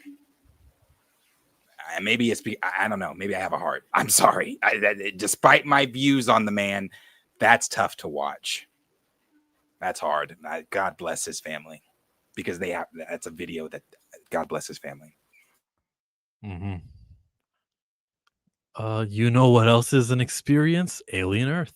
Hey, I'm great. I'm glad that you're enjoying that show, Mike. Alien Earth. Catch it on FX or on Hulu. Penguin was better so far, in my opinion. Ooh, Penguin was better. Season 1 was good, but I tried like episode 2, but I'm just done with the multiverse reality twist crap. Ooh, what Raymond just touched on, if you think about it, could be something that's happening all over the fandom. Because even the Flash had multiverse stuff. We know that the Crisis on Infinite Earths from CW, they all were multiverse. Doctor Strange, Multiverse Madness. Spider-Man had multiverse themes. Deadpool and Wolverine was a multiverse movie. Loki. Even the end of Captain Marvel 2, where Monica Rambeau is in a brand new universe. There's so many multiverse that maybe people are kind of sick of it, but they are using the multiverse to storytell in a different way in this show. But still, yeah, just some people could be just tired of it because who cares what happens in another universe that is not the real universe? As I say when I talk about Fantastic Four. So maybe people are over with it. I'm over the multiverse. I think I'm over the multiverse not because I've spent so much time in the multiverse, because I spent so little time in the multiverse and in the span of 5 years in the multiversal saga. Yeah. So it's just like let's move on. 100%. Penguin is a solid show, but it doesn't sound like it's getting a season 2. I will say that well, was it supposed to get a season 2 though? I don't think it was ever like announced or planned, right? I will say that James Gunn did it better, but this could have been a standalone.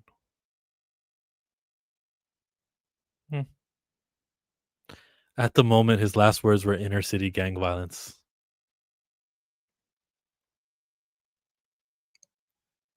You're muted.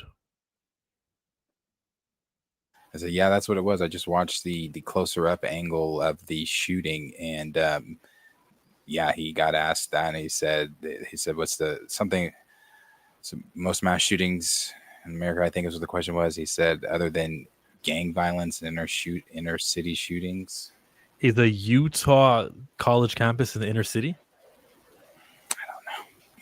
I don't know that. Man, I'm telling you, the only thing for those that haven't seen the other angle that I can compare this video to is Kennedy. That's crazy. Shout out to Mike with the quotes. What do you say? Absolutely. I think it's worth having the cost. Unfortunately, some guy. Oh, this is the one that's going around from the little sit down he did wherever he was, another college campus. I'm assuming this is the video that's going around of what he said, and everybody's saying now, how do you feel? And again, I like I said, it's a. I mean, on one hand, I just watched a human being get shot on Twitter. Yeah. On another hand, I have watched the same human being. It's kind of like the video I retweeted though. At the same time, I agree with this. I do agree with this. It's the video I retweeted from Denzel playing Malcolm X and Chickens Coming Home to Roost. When you speak violence and you're going all these places, and this is what Denzel is saying in this quote, you're going all these places, not verbatim here, speaking violence here, speaking violence there, and speaking violence there. Well, eventually all that violence is going to come home to roost. And when those chickens come home to roost, I mean, it is. I mean, it is. That's what happened. Came home to roost. We jump to some more news. The Wizard of Oz at Sphere is reportedly grossing $2 million a day. Executives think it could make over $100 million within a year. Over 90% of the film has been touched up with AI. Fans are paying $200. Oh, that's why it's making $2 million a day. $200 a ticket. They're talking to Warner Brothers about licensing other films, including Harry Potter. So the Sphere, that's the thing in Vegas, isn't it? Isn't it? Yes. Oh. The deal in Vegas. Cool. Very cool. Yeah, it is very cool because they were talking about doing this with Star Wars and Harry Potter.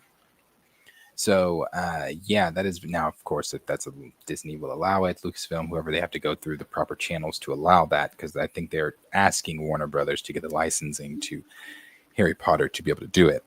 But pretty cool, especially like the whole effects and things. So like you're feeling the tornado, like that shit's cool. That shit's cool. I would not for $200 damn, but I'd go to it. That'd be fun. I've seen the Sphere. Never been inside of it. Like when I saw it, it was an eye, because they can change the outside of what it looks like. So it can be, at the time, I think it was like a blinking eye. It's like an eyeball. It was like moving and watching the city move. But never been inside of it. Vegas is a fun city. Hot as fuck. Even at like 10 at night, 12 at night. It's still like 90 degrees. There's a funny scene from the Sphere I was looking for. I'll explain it. The Sphere was showing a wrestling match, and they could see that the wrestlers were climbing. And when they climbed, you could see that the referee was holding down the ladder so that it wouldn't like fall down. And it was a bad view. Couldn't find it on Twitter though. Referee Jessica Cara Rusev versus Sheamus, if you want to find that. If you guys are interested. The next thing to touch on today would be, let's go to the bread and butter, bro. We're a Marvel. We're all about the superheroes. We got to stick to DC. Oh, I didn't even finish the Howard Stern stuff. Whoops. Copy paste. There was three Howard Stern videos that we didn't touch on. Here. Who's going to be the next villain in the next Superman movie? We released the fact that we're coming out with Man of Tomorrow. It's going to be out in 2 years in theaters in July 9th, 2027, which is relatively a short time between sequels because we knew That's not what he asked, James. He asked who's the villain. Immediately where we were going. And it is a story about Lex Luthor and Superman having to work together to a certain degree against a much, much bigger threat. And it's more complicated than that. It's as much a Lex movie as a Superman movie. I relate to the character of Lex Luthor, sadly. I do relate to Lex Luthor in the sense that I would be so jealous if there was in reality a Superman. He's God. Yeah. He can do whatever he wants. That's the center of Lex for me. 3 years ago, before Superman came along, he was considered the greatest guy in the world, even with other metahumans and superheroes in the world. And then in one fell swoop, this guy comes in wearing a silly costume with dimples and a charming smile and a great chin, and he's forgotten. You are so fucking right. Lex does represent all of us. Imagine some dickwad is getting everywhere. He's getting all the girls. He can fly. And I'd be like, why the fuck does he have that and I don't? I couldn't be happy for him. You got Supergirl project. Supergirl's a movie. It's we're editing it right now. The director's a guy by the name of Craig Gillespie, who did I, Tonya. And the movie's coming out fantastic. Millie Alcock, who plays Supergirl, might be the best bit of casting I think I've ever done in my entire life. I think she's absolutely stunning in the movie. Is that the girl who shows up in the Superman movie? Yes, she shows up at the end of the Superman movie, right? Yeah, she was in House of the Dragon. And then you got Lanterns coming up. That's a TV show on HBO, and that is created by Damon Lindelof. Created by Damon Lindelof. Sounds different than it was my idea and I got him to write it. It was created by him. So, okay. Chris Mundy, who did Ozark, and Tom King, who's a big comic book writer. You know, no one's ever done a great job with Green Lantern. I was a Green Lantern fan. Oh, and I don't think, you know, he's got pretty cool superpowers. He could I think he could beat up Superman. He's got in a pretty weird cool way. superpowers. And he also was talking about Hal Jordan. I don't think he's talking about Jon Stewart. Don't you think? Absolutely. I think he's pretty powerful. I think that a good, strong match between Superman and Lantern, any of the Lanterns would be great. Clayface. Who's Clayface? Clayface is a Batman foe in the comics, but it was written by a guy by the name of Mike Flanagan, and it is a hardcore R-rated body horror film, but within the same universe as Superman. I like this. Do you worry that you're spreading yourself too thin? Because look at how many projects. Who is the comic book fan in your community, Howard Stern, to put that question in there? Because you're reading it. Are you spreading yourself too thin is exactly the question some of us have been asking and talking and discussing, right? So let's see the answer. What you got going on? And you're writing a lot of this stuff. You wrote the whole Peacemaker thing too, right? I wrote, over 1 year, I wrote 650-something pages. Over the next year, I produced 650 pages, and over the next year, we released over this year, we're releasing 650 pages. That was at the beginning when I took on DC, and I promised myself I'm slowing down at least a tiny bit, although I am creating the Superman sequel that we're starting to shoot in April or so. And you're writing that. Hold the fuck on. Did he not just say the Superman sequel? Let's rewind that for a second. Going down at least a tiny bit. Hold on, James. Although I am creating the Superman sequel that we're starting. The Superman sequel, James. James Gunn forever will be known as a liar. And I don't think I can ever all the time when we talk about James Gunn, it's going to be like the liar James Gunn. You know, there's Stone Cold Steve Austin and there's the liar James Gunn, because wow, now it's a sequel. Finally, it's a sequel. Got it. Got him. Talking to Howard Stern. Yeah. What was he? When was the other question before he got to Clayface? Clayface Lanterns. Lanterns. Hours. Man, writer. What the fuck? I'm not. The Lanterns aren't doing shit to Superman. Well, they've got the will to like create things that are going to lock him in a cage, and you know they got willpower. They can do something. That's fantastic. I'm not sure of any cage other than Kryptonite holding Supes, but Superman. I don't read enough DC comics to know how that fight goes. I do think like you can keep a green aura around you and you can say, I will for this to be strong enough to bear a Kryptonian. You can will that strongly, then Superman's got nothing on you. Is that how it works? He can will it to be? Yeah, the willpower stuff. I know the willpower, but I'm saying, is that Will holding Kal-El? I think so. Someone in the chat, help us out. When's the last time they fought and how did it go? DC heads in here. Is that willpower holding Kal-El? Raymond says it's crazy Howard Stern's still on the air.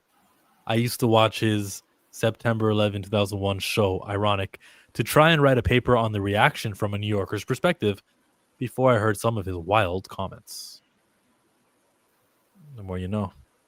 So chat, let us know. So far, I don't see any person telling me about the comic books. Mike, you still watching? Where you at? Come on, Mike. Come on, Rogue Comics in Bridgeport, Connecticut, where you sometimes put us on the screen in the shop. Subscribe to ChillMonger, everyone buying comics at the shop. Subscribe to Planet Fanatix. The ring wasn't even strong enough to hold Batman. It can't hold Supes. I saw that movie. And it was like, not the ring, it was like Hal Jordan being inexperienced. He got pickpocketed. Kilowog nearly beat Superman in the comics. Thank you. It depends on the writers and the editor. Oh, yeah, that's right, too. That's the Stan Lee cop-out answer. It depends. People always say Spider-Man versus the Hulk. Who could win? It depends on the writer. Yeah, it always depends on the writer. Always depends on the writer. It's just like the whole. That's why I don't like the whole Marvel versus DC comics. It's like depends on who's writing it. I put that on my pull list. Deadpool versus Batman. I can't remember how much I got paid, but I got paid okay. It was like fine. Right. I mean, listen, there are things. We created the character of Baby Groot. Like, I drew that character, and I don't make any of that money in the same way that comic book artists don't. Wait a second. You don't get a piece of the action on the merchandising on Baby Groot? No, I do not. What the fuck? What the hell's going on? What are you talking about? You know better than that. On Guardians 2 and 3, you didn't get a better deal? Oh, you don't. Oh yeah, no. I'm incredibly well paid. Guardians 2 and 3, especially Guardians 3. Look, no. There's the creator James Gunn and there's the studio executive James Gunn. Now, as a creator, he is irked that he didn't get paid for the Baby Groot things, and he wished that he would have like a royalty check or some sort of ownership over it. But since he is now a DC president who tells other people that you will not be getting paid residuals for this work, that even though you may have created it, he has to have the position and that's why he let out right now. Well, I was very well paid, because that's what he's telling his artists and creatives that he's hiring to be creating new things. Well, you're being paid very well, you see? So he can't give the opinion right now that I created Baby Groot and I deserved it. No, you can't do that, James, because you're about to do that to literally everyone working under you who creates something. It's like I'm incredibly well paid up front and on the back end. I make back end dollars too. So I just don't make money off of merchandising. He just doesn't make money off merchandising. I love James Gunn, man. I love the content that he provides for us. This guy is an amazing gift that keeps giving, and keep doing media appearances, James. Keep going on Howard Stern. That was actually really cool. Like, we had 3 videos so far. If I refresh the page, are there a new one? We had three. I can't remember videos from the Howard Stern show, and maybe Welcome to luxury. A couple of more throughout the day, and we can react to some more tomorrow of this maybe hour-long interview that he did with Howard Stern on the phone, however long he was there for. The Batman and Deadpool will probably go in my pool too.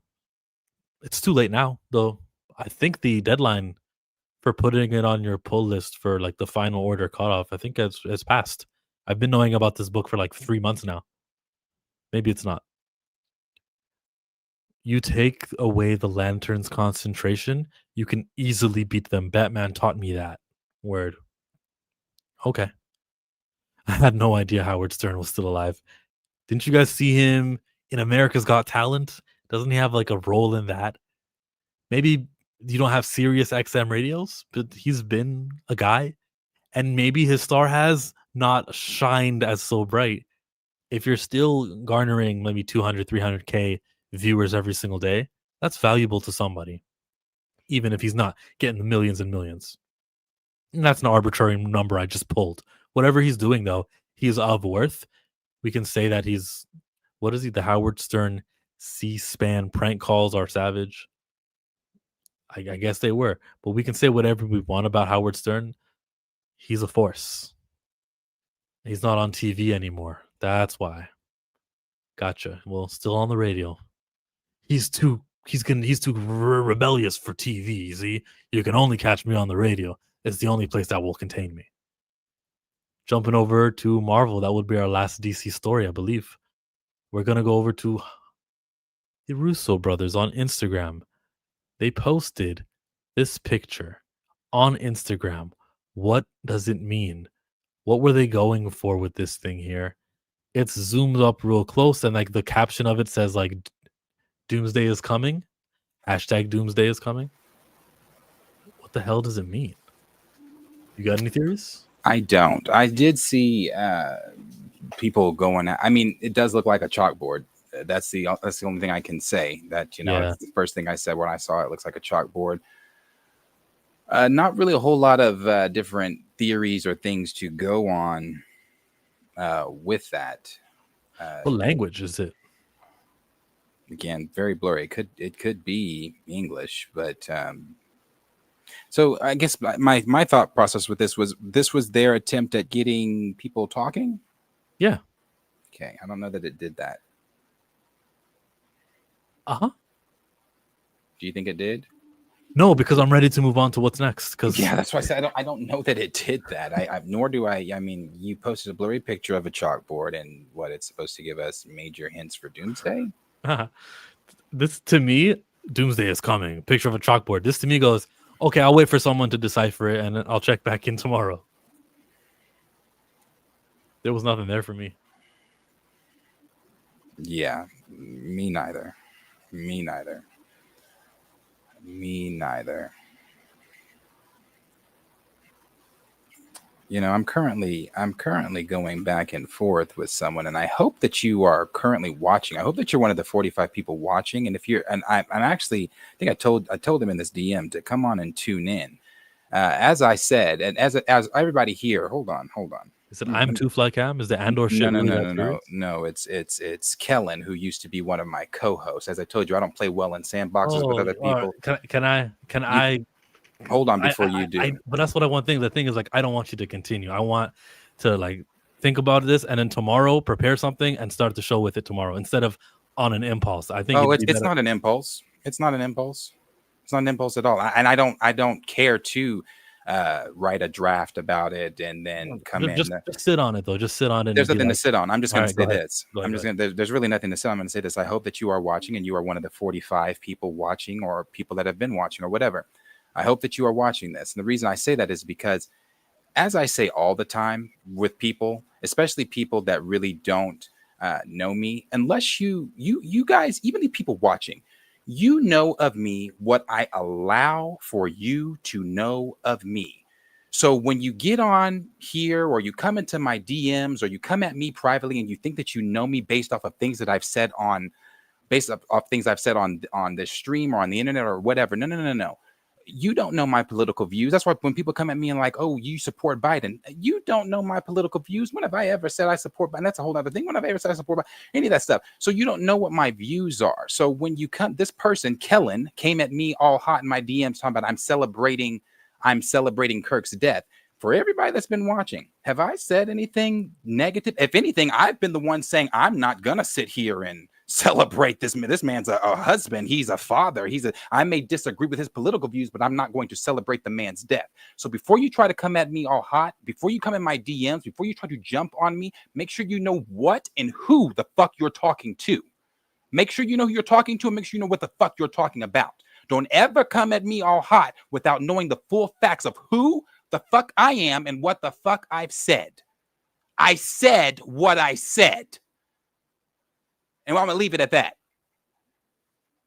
Now, you're not one of the people that are watching. You're not one of the people that are living in a different state. You live here in Oklahoma. Pull up. If you have a problem with what I've said, you can come to my home. You know where I live.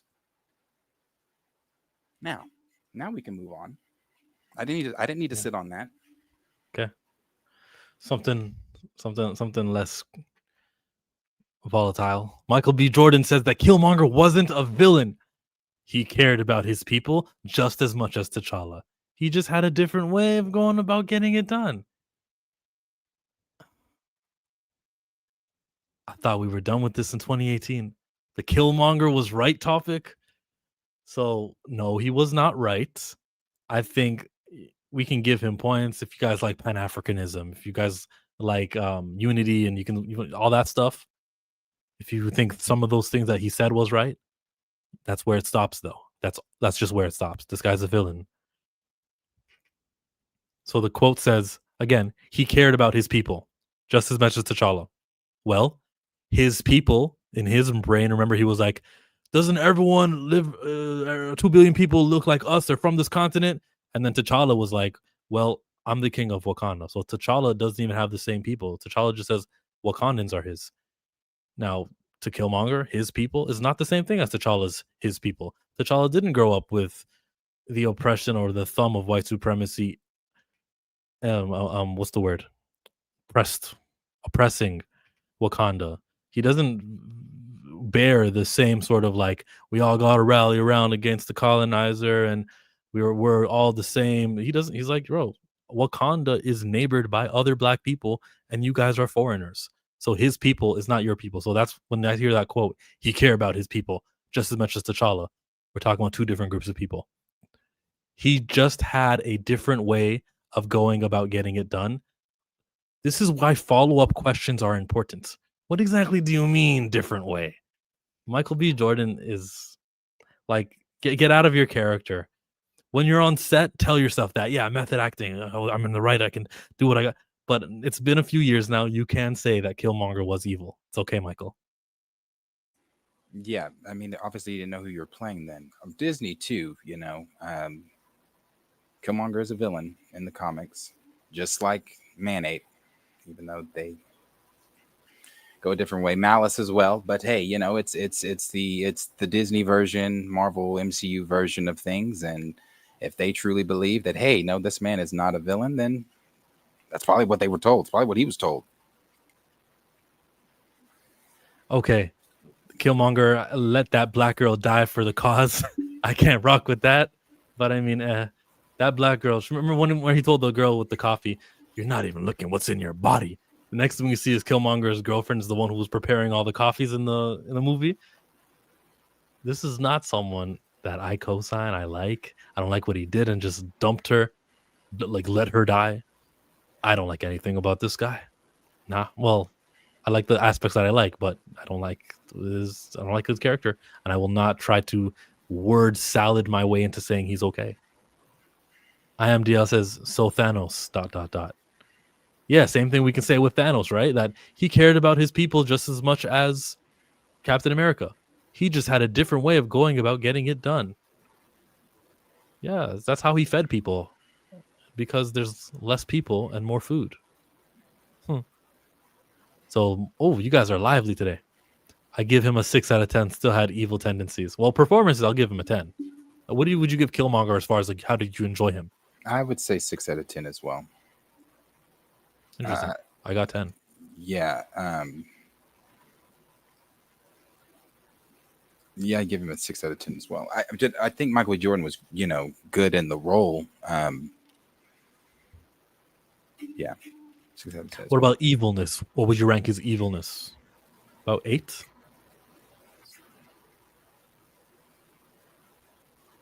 Yeah.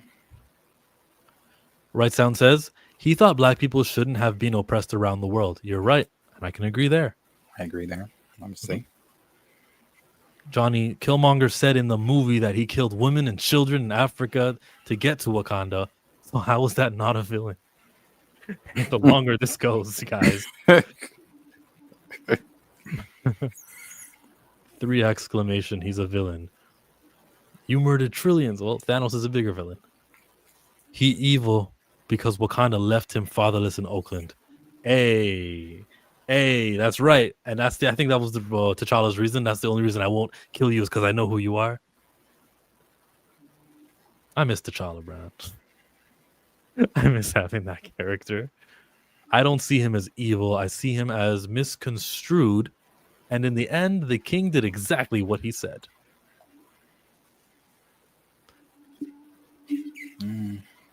What did he say the king would do that he did? And why is it wrong that he did it? That T'Challa acted the way that T'Challa acted? You're starting to sound like a separatist comic chameleon. I don't see him as evil. I see him as a misconstrued. And in the end, the king did exactly what he said. I'm waiting on your comment, comic chameleon. I want to hear what you got to say. Because you don't see him as evil. What did he do? What did the king do? The king did exactly what Eric Killmonger said. Killmonger was a villain, fam. Just waiting on your comments. I might need to rewatch that. I haven't seen the Black Panther movie. It's probably been over a year, maybe 2 years since I've seen a Black Panther movie. There's been a lot of Marvel movies I haven't been watching. I've watched the Black Panther film. I don't know when the last time is I watched the Black Panther film. So over a year, over 2 years, maybe. Maybe. Yeah. Not over 2 years. Okay. I see him as a child who is left, who saw the wickedness of where he was from, America, and the king end up opening up to other blacks in other countries. And then there was that one. That's what you mean by at the end, he ended up being outreach. Yeah, but that was like very different than we're going to arm enslaved or we're going to arm the Africans around the world. We're going to kill, and we're going to become the master now. I learned from under them, and I'm going to beat them at their own game. That's way different than what Killmonger was on. If he didn't kill whoever that black girl was, I'd say he was a hero.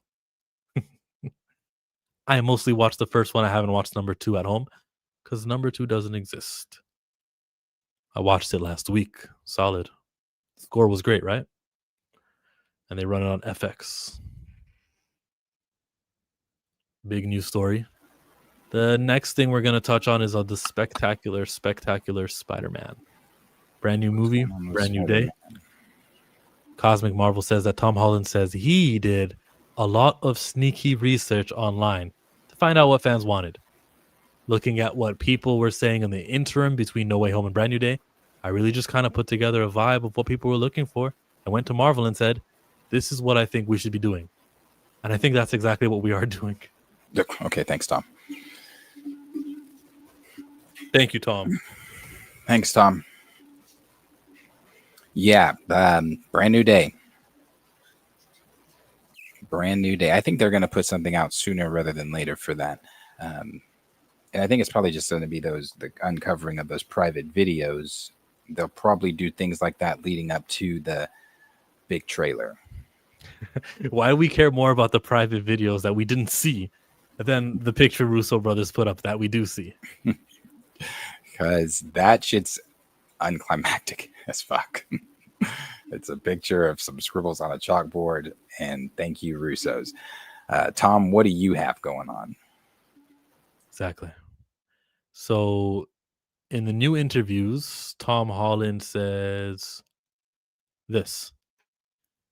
I have such a good understanding of who Peter Parker is, and I have been so lucky that the fan base has been so vocal about what they love from the franchise.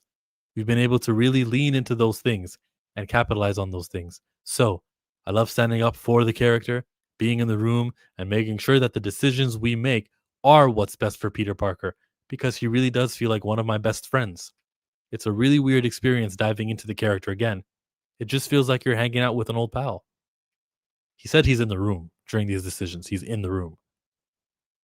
Well, if this movie sucks, do I say Tom Holland, get out of the room? Regardless, sounds like he's doing what the fans want. So far, no complaints right now. It sounds good to me, Tom. Go Tom Holland. Woohoo.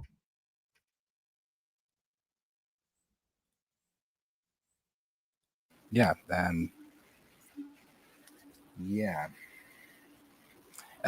Also, he's been playing this character for a very long time. I feel like, Andrew is my favorite Spider-Man, but I think that he definitely captures a lot more of like that Spider-Man feel, especially in No Way Home, man. No Way Home, he did a very good job of capturing that Peter Parker Spider-Man character, specifically the scene where he fights Strange, or one of the scenes where he fights Strange. He comes out, he's like, oh, I got a sling ring thingy, and it's just very Peter Parker Spider-Man. So I think he does a really good job. Still not my favorite Spider-Man, but he does a very damn good job. Yep. And you sent me a couple of the things that came out of the Howard Stern show, the Supergirl thing. Millie Alcock might be the best casting I've done in my life. And the news about Batman and how they're filming in April. along with Man of Tomorrow, the sequel, filming in April. We heard him say that over on Howard Stern. That is our final news story of Wednesday's afternoon woke up.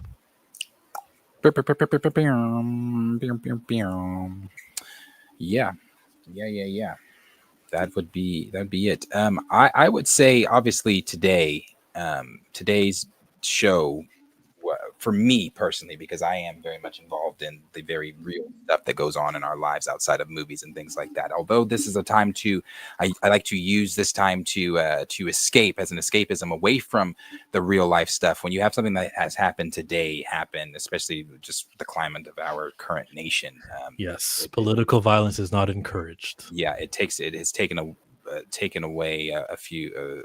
For me, attention on some things. There's things I'm paying attention to that's going on with the news that I definitely want to watch, and things that are other things. But the only thing I will say to end this show, I will say this, as I always say: be very careful when you go at people. In any instance, if you don't have the full facts when you go at people online based on something they've said or whatever, if you don't have the full facts, I would say don't go at anybody. Stay out of those conversations. I say that all the time. I always say, that's why you guys will hear me say, until I have full facts on something, I typically don't cover it. I don't have the, I won't. So, and that's just common fucking sense to me. Having full information before you go at someone or try to argue with someone or call someone out of their name or anything like that. Make sure that you have all of the information. And with today, hey, if the political news and things that's going on, I always say when we talk about the political stuff, stay, and using the word correctly, stay woke. Stay woke. Stay woke to what is going on around you. Again, I feel as if certain events that have happened in the past few weeks and days are going to be used to bolster certain arguments. So, and they could even use it for safety reasons, and legislation will now come in that infringes on rights that you thought you had. Right. So, real world stuff going on. Pay attention to that. That is I'm trying to look to see if there's anything else that I may have happened outside. I don't think bookmarked, may have favored it on Instagram. Yeah, nothing. I do have one thing if you want. It's Avatar related. Okay, what's going on with Avatar? Well, there's just this fun theory, and you may have heard about it, but who was supposed to be the water avatar after Aang? Have you seen it? I haven't seen it. Okay. Go ahead, my man. His name is the Wallyverse. Theory that Princess Yue was supposed to be the Avatar after Aang is so insane. Now, this theory suggests that while Aang was frozen in the ice, the person that was supposed to be the next Avatar was born sometime during when Aang's natural life would have ended. And this person was Princess Yue, who was essentially born as an empty shell. Now, she was left a stillborn because the Avatar spirit Rava never fused with her. See? And this is why when she's put in the pond with the moon spirit, she's brought back. The moon spirit essentially replacing Rava. Now, this theory makes so much sense because we know the Avatar after Aang was going to be a water bender. And if Aang had lived around 90-ish years, his death would coincide with Yue's birth.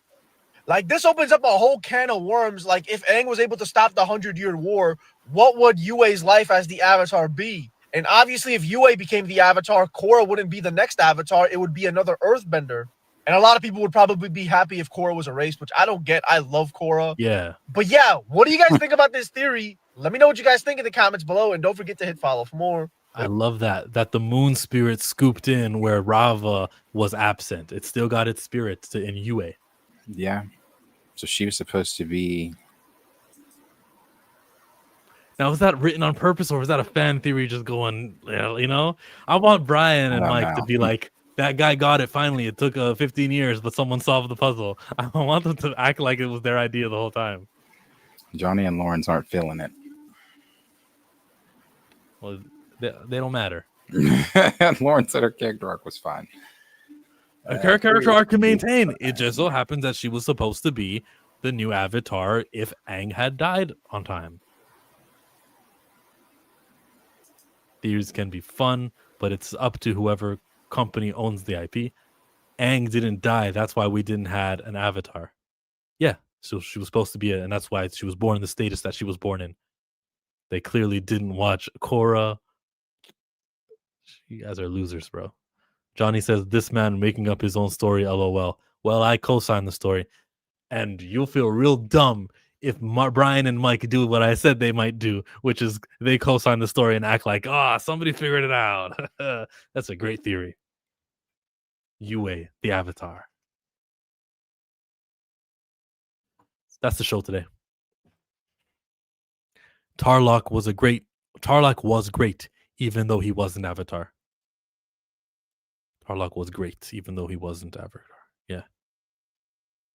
Tarlok was Korra's uncle, right? Yeah. Okay. That is that. Thanks for coming. Did you find something that you wanted to share?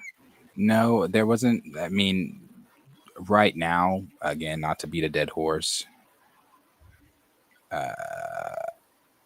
Everything is the current events right now. Yeah. Even in my, because I have it set to where my notifications are turned on for all of the certain scoopers I like, and certain outlets and things that give us movie, TV news.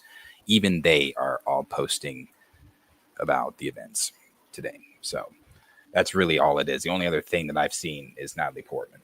Everything else right now on my notifications is Kirk. Yeah. So go ahead and check out the video on Twitter. See for yourself. Stay safe. Don't be in no big crowded areas in the next near future or forever. Man, I'm telling you, our state fair is in 2 weeks. Don't go. And I am like, we have there's a certain days, like they do certain days. Monday's certain day, Tuesday. So Tuesday's like the $2, or it used to be $2, inflation, everything goes up. It's like now $6, $4 day or something like that. So it's $4 day to get in, and then you can get in, and obviously that's just the price to get in.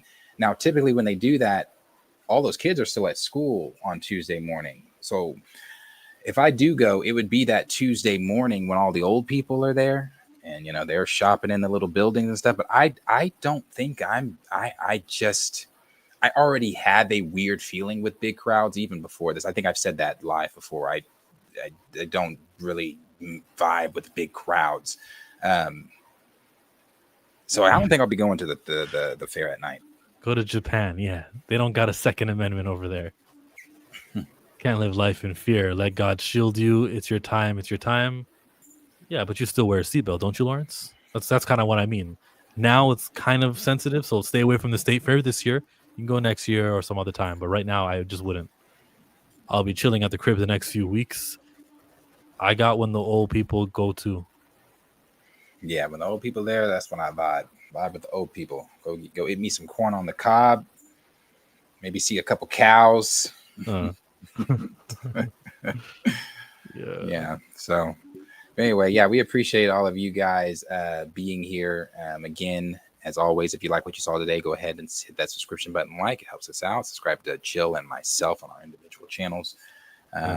We will be back live tomorrow with Marcus from the Pantheon, or from Pack of the Bus for the Pantheon streams. If you don't ever make those Pantheon streams, you should make those. Those are some really good ones. It's obviously myself and Chill, but then you add Marcus in there and it becomes a real party.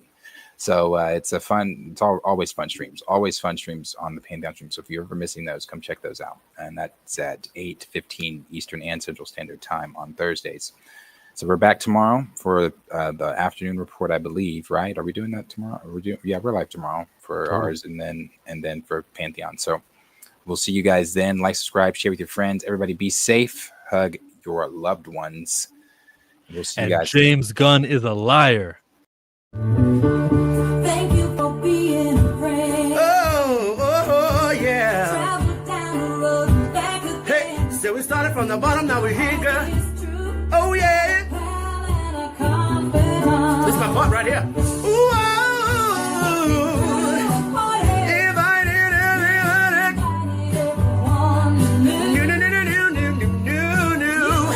the biggest gift, the biggest.